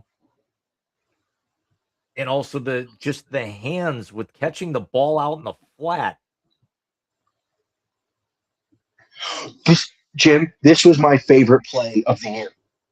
The play where he caught the pass out in the flat against Georgia. Yep. When that happened, I went into work the next Monday, and all the Georgia fans down here were all pissing and moaning about it. I'm like, yo, we got to give respect where respect is due. They threw the fat guy that ball. He ran people over. 2025 All-American, Jacobs blocking trophy recipient, first team All-SEC, second team All-SEC back in 2024. CBS had him as the best offensive tackle in this draft. ESPN had him at the third best. He was definitely going to go tonight. He was going to go in the first half of this draft with the run on linemen that we're starting to see a little bit here. We had Lomu, we've got Proctor, Finiauga, who nobody's ever going to be able to say that name correctly. But the next four picks, we got Rams, Ravens, Bucks, and the second one for the Jets. So a little bit of it's going to be interesting the next two picks because they're going to be we're going to see a couple of new threads and a couple of new logos in there. The Rams kind of changing their logo color scheme a little bit, simplifying their uniform. We get to see the new cleaner, freshened up Baltimore uniforms, and then we actually get to see Tampa. And I think we're going to sign off after the Tampa pick with everything that's gone on tonight. And it's also been a very, very long day for both of us getting ready for this. Yeah, it's more. I'm so pissed at my friggin' service that I'm just ready to stab someone. As I'm actually going to go back to the Cavs Raptors on the TV real quick, see where we're at in that game while we're on commercial on NFL Network. Spin, motherfucker. Let's go. Come on. Yeah, and I'm also going to go take my medication real quick, so I will be back in about 30 seconds. All right, so I'm getting back into the Cavs game here. We're at the half in Toronto. It is 54-54 at the half after Toronto led by 9 points or 9 or 10 points at one point in time in this game. I will say this as they go to the Knicks and Hawks for the last 7 minutes of the fourth quarter. And the Hawks have a 9-point lead over the Knicks. The Cavs can sweep this series and get healthy and then have to go into the next round and win some games. But going back to the draft a little bit, with what the teams have done with the run of the lineman, Jim, as I see you come back, I think it proves that what we were talking about off the air is very, very true. These teams are starting to build, and they're starting to finally get that you just can't. Would you go away? You just can't get the quarterback and expect him to be, dynamic without things around him. As the Knicks are putting together a run, it went from 10-4 in like 30 seconds. 30 seconds real time, not game time. 54-54 at the half in Toronto, sir. Good to hear. I still won't pay attention to the Cavs until the second round because we always know that the first round for them, except for that, that nail biter against Orlando where they kind of played down to their level a couple of years ago. They typically don't lose in the first round. No. Hey, the desk on Prime. Oh, it's Udonis Haslam, it's Blake Griffin, Steve Nash, and Dirk.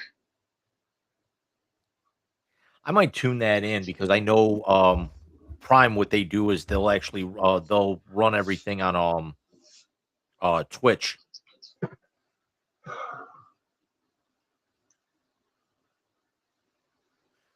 Wow, they missed an offensive. They missed an offensive foul, and Harden got punched in the face.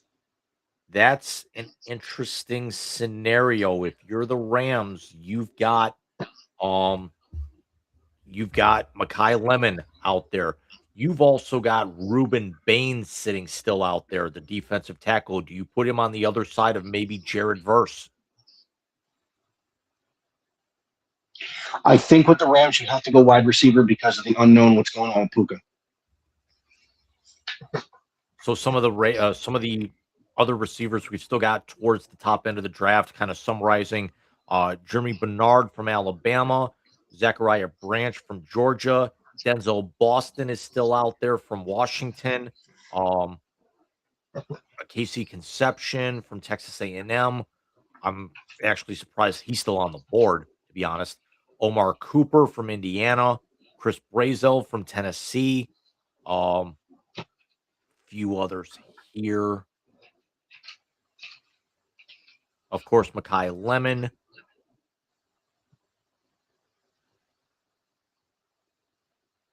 Tate's off the board. Tyson's off the board. I got to be thinking, especially with the Rams, they got to make one more run here because they get Trent McDuffie from the Chiefs in a package. They signed Jalen Watson to a 3-year contract to shore up their defensive backfield. So the Rams, one of their biggest problems down the stretch last year was their secondary. They addressed the secondary. They've got the offense. They now need to start developing. They need to be able to. I think this year for the Rams, if they don't go for it, if they're not kind of in that playoff mentality by midseason, I think it's something where you may need to start looking into maybe developing a quarterback behind Stafford, because you've got to start thinking towards the future if you're Les Snead. Where do they pick in round 2?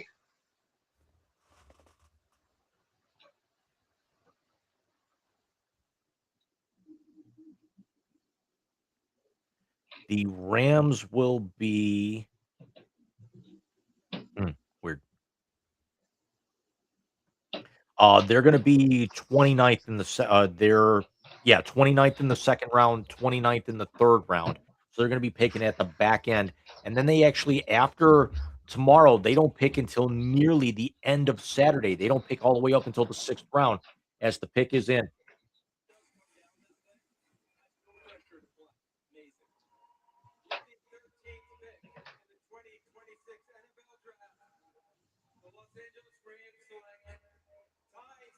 Wow!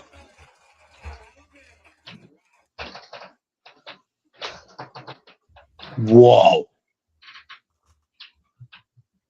I mean, his stock shot up dramatically in the last few weeks.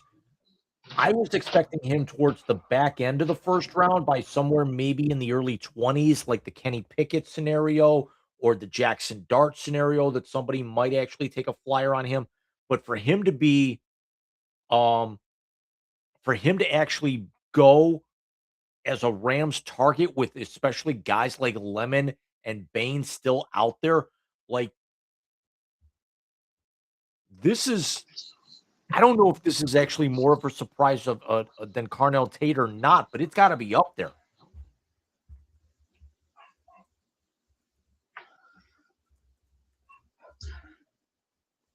Jim, are we going to get a Matt Stafford retirement post in a day or two? I don't think he's going to be that dramatic. I mean, I made a Ty Simpson player card for tonight, not even thinking I was going to be able to use it, even if we logged off early, like we're planning on doing.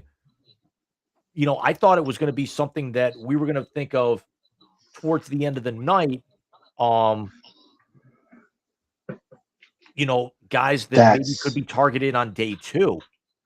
That's insanity. I mean, just unreal. And me as a Rams fan, kind of looking to see how they streamline these uniforms. Because they took the white out of the logo, so now it's all yellow. I don't like that. I liked it how it was before, but I guess they got rid of the gradient on the jerseys. Oh, wow. Fucking and now I can't get any YouTube. It's saying check connection. Yeah, I like it a little bit more. It's a cleaner looking uniform for the Rams. Nice. Yeah, I'm trying to get back into YouTube. I went from the Cavs are starting the second half, but I went from Prime back into YouTube. So who we got left? We are up to you thought the Browns were going to get booed? The Ravens are up next. They're gonna boo the shit out of Baltimore. I mean, it's their rival. And then we'll actually finish up our draft coverage tonight at 15 with, I believe it'll be the second Jets. It'll be Tampa Bay. Figure we'll give Baker his flowers quick, and then we'll head out for the night. Yep. Again, I apologize that I'm having the technical issues I am. Right now, I am seeing that my TV is not connected to the Wi-Fi again. So this is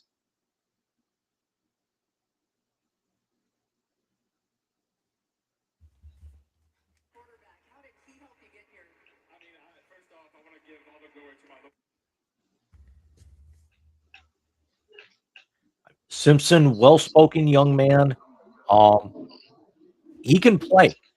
This is not like, some of the other guys that we thought, like, like Carson Beck will get picked at some point this weekend. He's not going to be, an end all be all.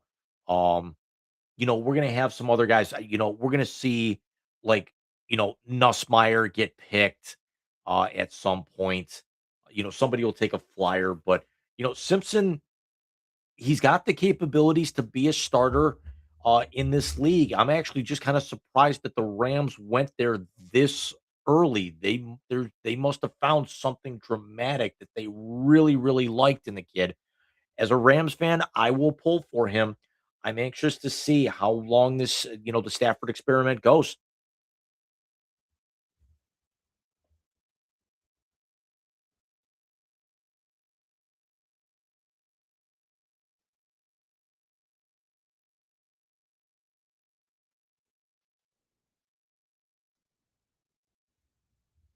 Oh, please don't cut away for this, because every time they put the Ravens on, they're going to get booed out of the building. As something serious. the Ravens pick is apparently in.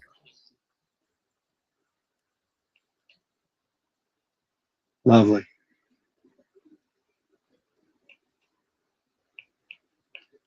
So they're actually picking Vega Ionoe from Penn State here.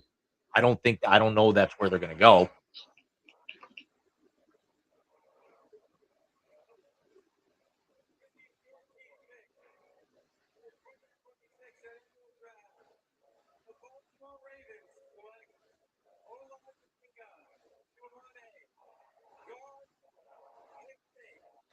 The consensus got it right. Kid from Penn State. That's big for them, especially with Lamar and um, Derrick Henry getting older. Yeah.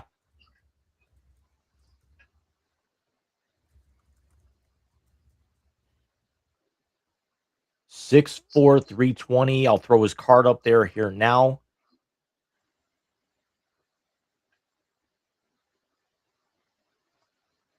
Our first guard of the night, ironically enough, going off, and shocker, Mike, it's the best guard in the draft by basically everyone that was out there. Yeah, no, he was definitely the best guard in the draft.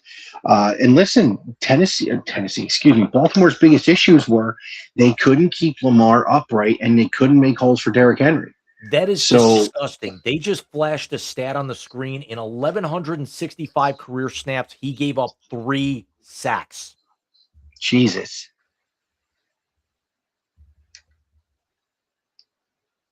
Wow. That's an insane stat, especially in the Big Ten. Right. And especially for a guard. One of the sacks was this year. Yeah, that's true. No, the Buckeyes got him this year.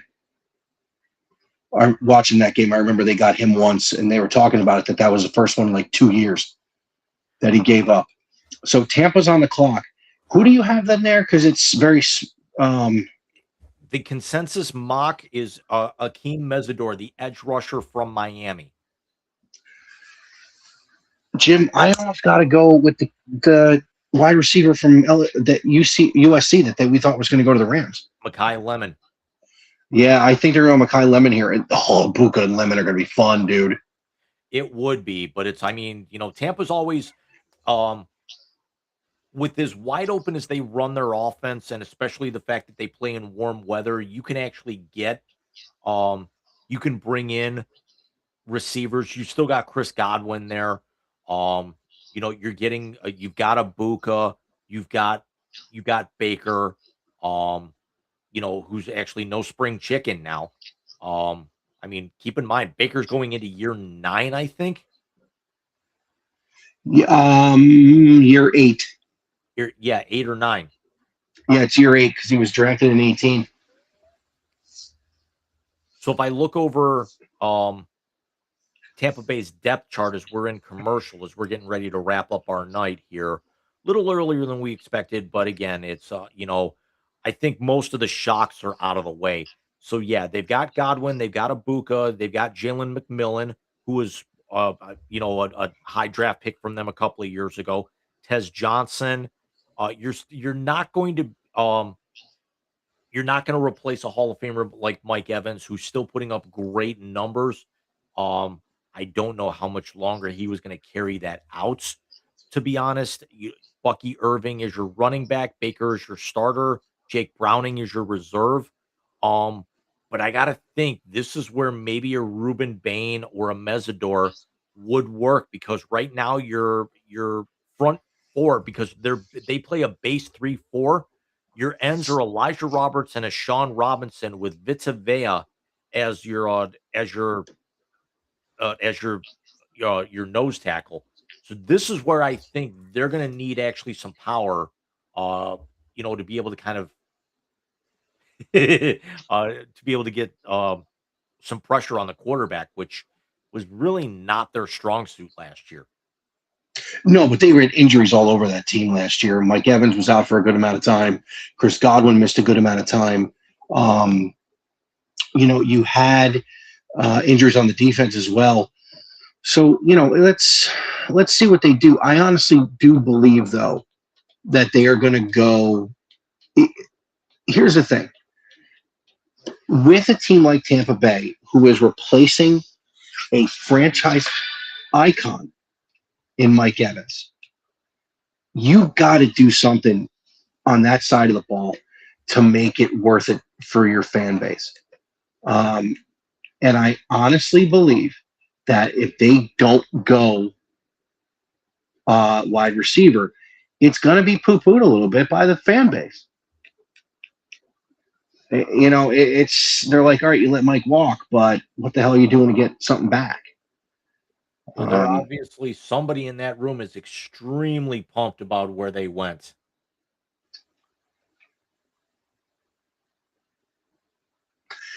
Jim, I wouldn't be shocked if the name Kenyon Sadiq comes out of somebody's mouth there. Sadiq would be interesting, because we all know Baker loved his tight ends, no matter where he's been.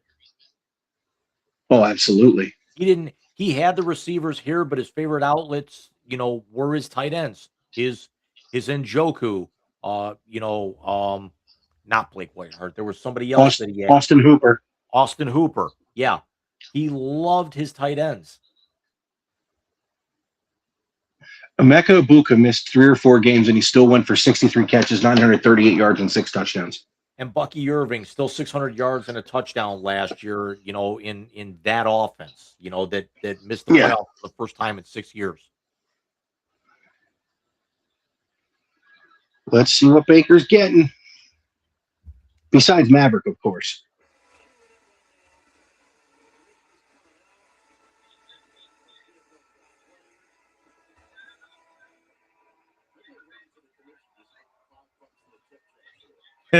Ruben Bain. With the 15th pick in the 2026 NFL Draft, the Tampa Bay Buccaneers select Ruben Bain Jr., linebacker, Miami. I like it. I really like it. And plus also he's going to be very, very close to home, essentially, going from Miami to Tampa. Yeah, now they got a guy who's got an appearance in a national championship game and a kill on his record to play defensive end in Tampa. Sorry. Allegedly. Supposedly. Well, Jim, this draft has brought us many things. It brought us frustration. It brought us surprise. I think the biggest surprise in night definitely was Ty Simpson going to the Rams at 12, right? 12 or 13? 13. we got the surprise of Carnell Tate going 4 to Tennessee, where they needed. I mean, the more we sit back and we think about it, though, Cam Ward needs a number one. He does. So I want to discuss the team that we follow the most and where they go from here. We both believe that their pick of an offensive lineman here at number 9 was very good. But Jim, does Andrew Berry trade up to try and get London? Do they find a different wide receiver on a different day? Because let's be honest, the Cleveland Browns have a problem in the wide receiver room. That was actually a little telling. Is that Bain? You got to know that his head's a little bit elsewhere. He hasn't really smiled. Whereas you've seen all of the players kind of stop, put the cap on, adjust their look. He literally just grabbed walked right past, grabbed the hat in one fell motion, and then just went out to meet the commissioner. So you got to tell that this has got to be one of the, bright spots of his year so far, naturally, outside of playing for the national championship. But everything that he's gone through off the field, this is definitely something that he needs right now on the field to try to be able to, put his focus back together. But yeah, you're right. Where Andrew Berry, they've got to start thinking they've got to get a receiver at 24. And thankfully for them, and we'll find out here in a little more than another hour. Yeah, I'll be in bed by that time. Yeah. Oh, that's what that is. Okay. Sorry, the adaptive charging came on for whatever reason. Yeah, it typically does with me at this time of night anyway. Yeah, mine's set at 11 to turn off. But Jim, another great. Sabres just put it in an empty netter. They're going to win Game 3. Nice. What's scoring the Cavs game? Toronto 67-66 midway through the third. Okay, so this is going to come down to the last second. And I've got the noise in my ear that my earbuds are starting to die. So let's wrap up the 2026 draft, Jim, with a couple of things. One, when we come back to you in our next recorded episode, we will discuss the rest of the draft from 15 or 16 down in depth in one segment. Also, probably give some time just to the Browns. And of course, we got as Jim had mentioned, we have the 2 sets of playoffs that we're going to discuss moving forward as well.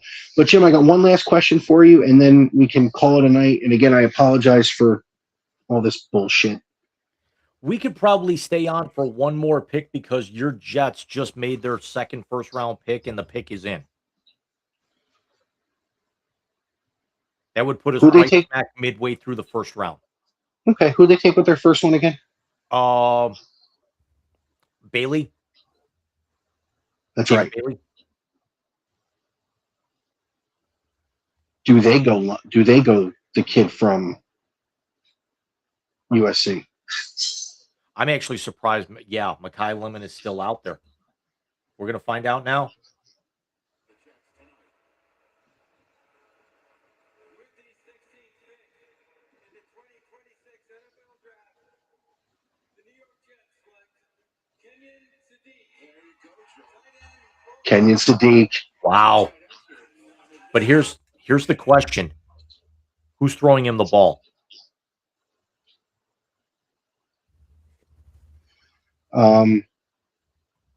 Former, now current Jet quarterback, Geno Smith. I will say again, who is throwing him the ball? Throwing him the ball. I just had a funny thought. If they tank this year, how funny would it be to see a Manning in green? Oh, God. You really had to put that out there in the universe minutes before we were going off? Yeah, why not? What a dick. I mean, Sadiq, the best tight end in this draft, I think, by far. He was definitely going to be the first tight end pick tonight. He might actually be the only tight end pick tonight. Oh, hello. What'd she look like, James? Way too many bracelets, but definitely pretty. Definitely not knockout, but definitely pretty. second team All-American, Big Ten tight end of the year, 6'3", 241. He's a good pass catcher. He's a great blocker. He's not the kind of hybrid tight end that can actually line up as possibly like a fourth or fifth receiver option. But it's definitely it's a good pick for the Jets. Now they actually just need somebody under center to be able to develop that. But then again, we all know with the Jets, they'll go out and they'll draft a quarterback. It may work for a couple of years, but then they actually try to, reinvent the wheel in free agency. The Jets are going to Jets, Jim. Well, we would like to thank you for joining us for the first half of the draft tonight. We're sorry we can't go a little bit further here with this. We're both kind of running on empty. My mouth is starting to kill me. Mike's connection is hurting even worse. When we come to you guys next, again, we will recap everything here. We're not sure when our next live show is going to be, but the show is going to look dramatically different because my new computer will hopefully be coming here in the next week and a half. We'll open things up a little bit more. We've also got something in the can. And if John Rice, who the Horsemen were supposed to be with us tonight, something came up, they couldn't join us. So that's not a problem. John had another stream. Alex was out of the country. We completely forgot about it. But there's a chance that you might see us gaming because apparently I got to find the name of the game, but there's apparently a battle royale Fortnite style game that involves golf that is coming to console that the three of us are probably going to end up trying to run each other over with carts and hit each other with 9-irons with. So yeah, we're going to try to figure out how we can get that to work here before too long. I think it's going to be June before that game comes out on console, as I'm currently playing Dad Space, otherwise known as Pragmata. Wait, why could I see the three of us trying to do that if we had actual golf carts? No, because we're not going to write Duber or Narkill on the front of our carts like the jackass guys. Wait, real quick before we go. So, did I tell you what Zachary got Bobby for his birthday? By the way, that game is called Super Battle Golf. Nice. Did I tell you what Bobby got from his brother for his birthday? I think you told me and I forgot. Okay, so the one day Zachary works at Chipotle now, so the one day we were there, Zach put his hat on Bobby, and Bobby looked so adorable. So Zach gave him a Chipotle hat. He gave him his cologne that he wears. So my kid's going to smell like his older brother. But he also gave him a copy of the Grimm Fairy Tales because it's been passed down. But Zachary also gave Bobby the first movie he was ever given by his uncle. My 5-year-old got Jackass 2, the unrated version, for his birthday. First one I thought was better when it set the tone of Bam Margera getting a bowling ball up his nuts within the first 5 minutes. No, this is the one I think that has when Bam got hit with the big hand. Oh, God. That was legendary. By the way, before we go, I'm going to play the trailer for this game. Here we go.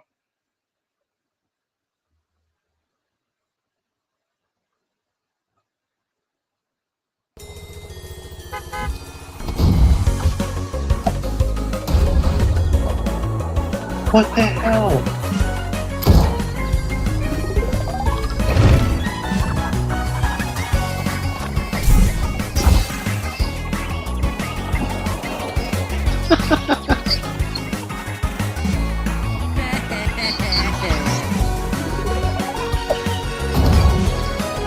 Was that a Happy Gilmore shot? Probably.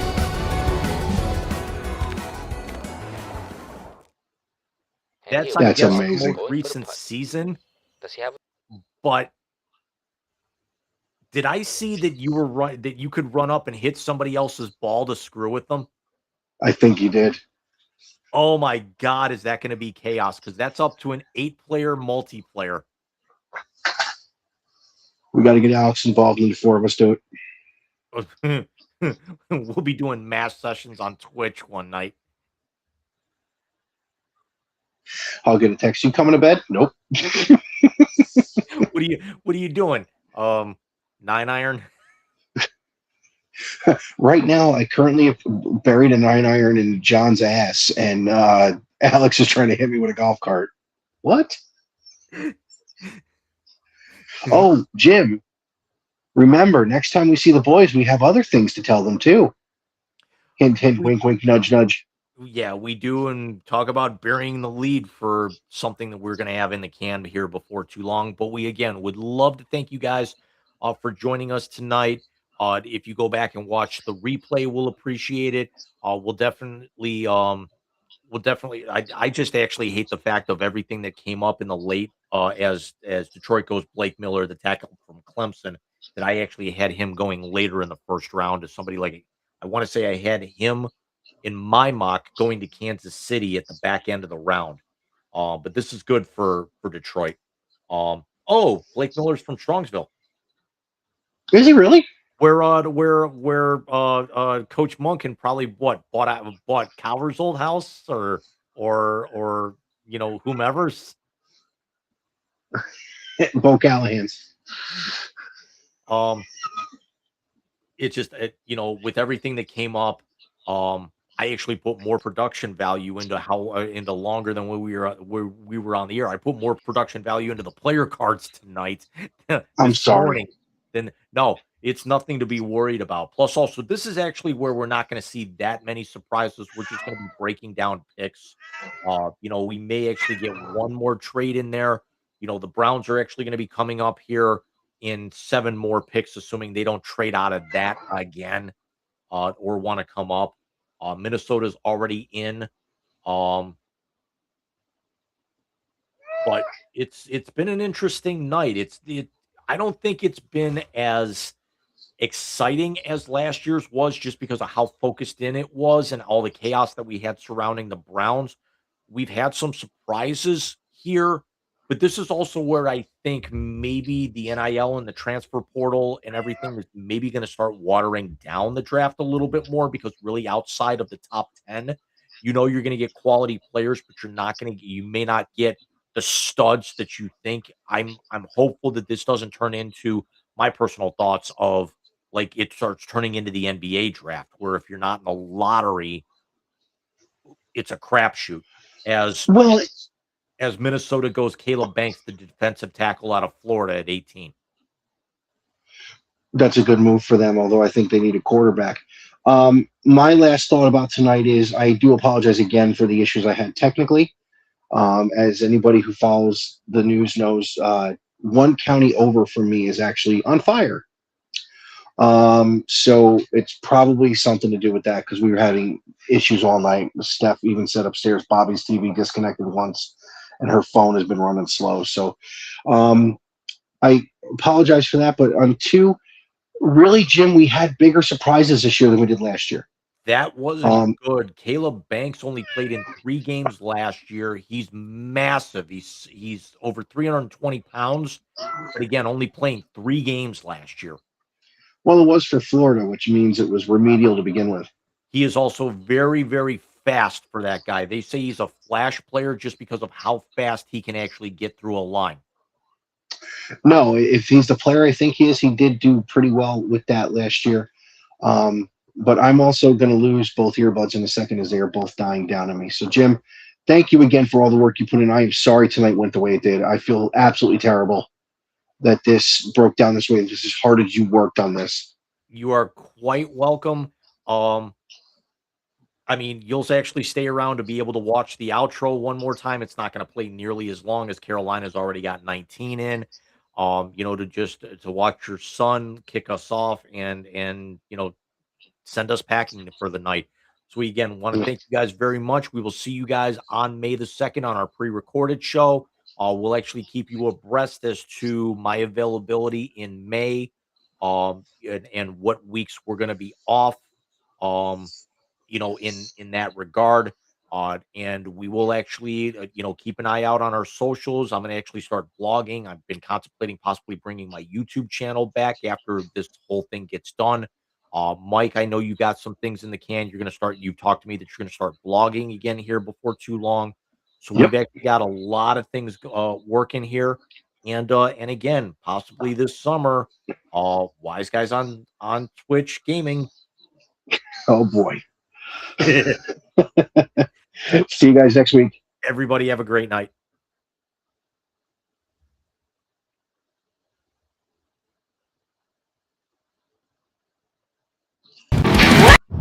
Hey, Bobby, the draft is coming up. Who's going to mess up? The Browns.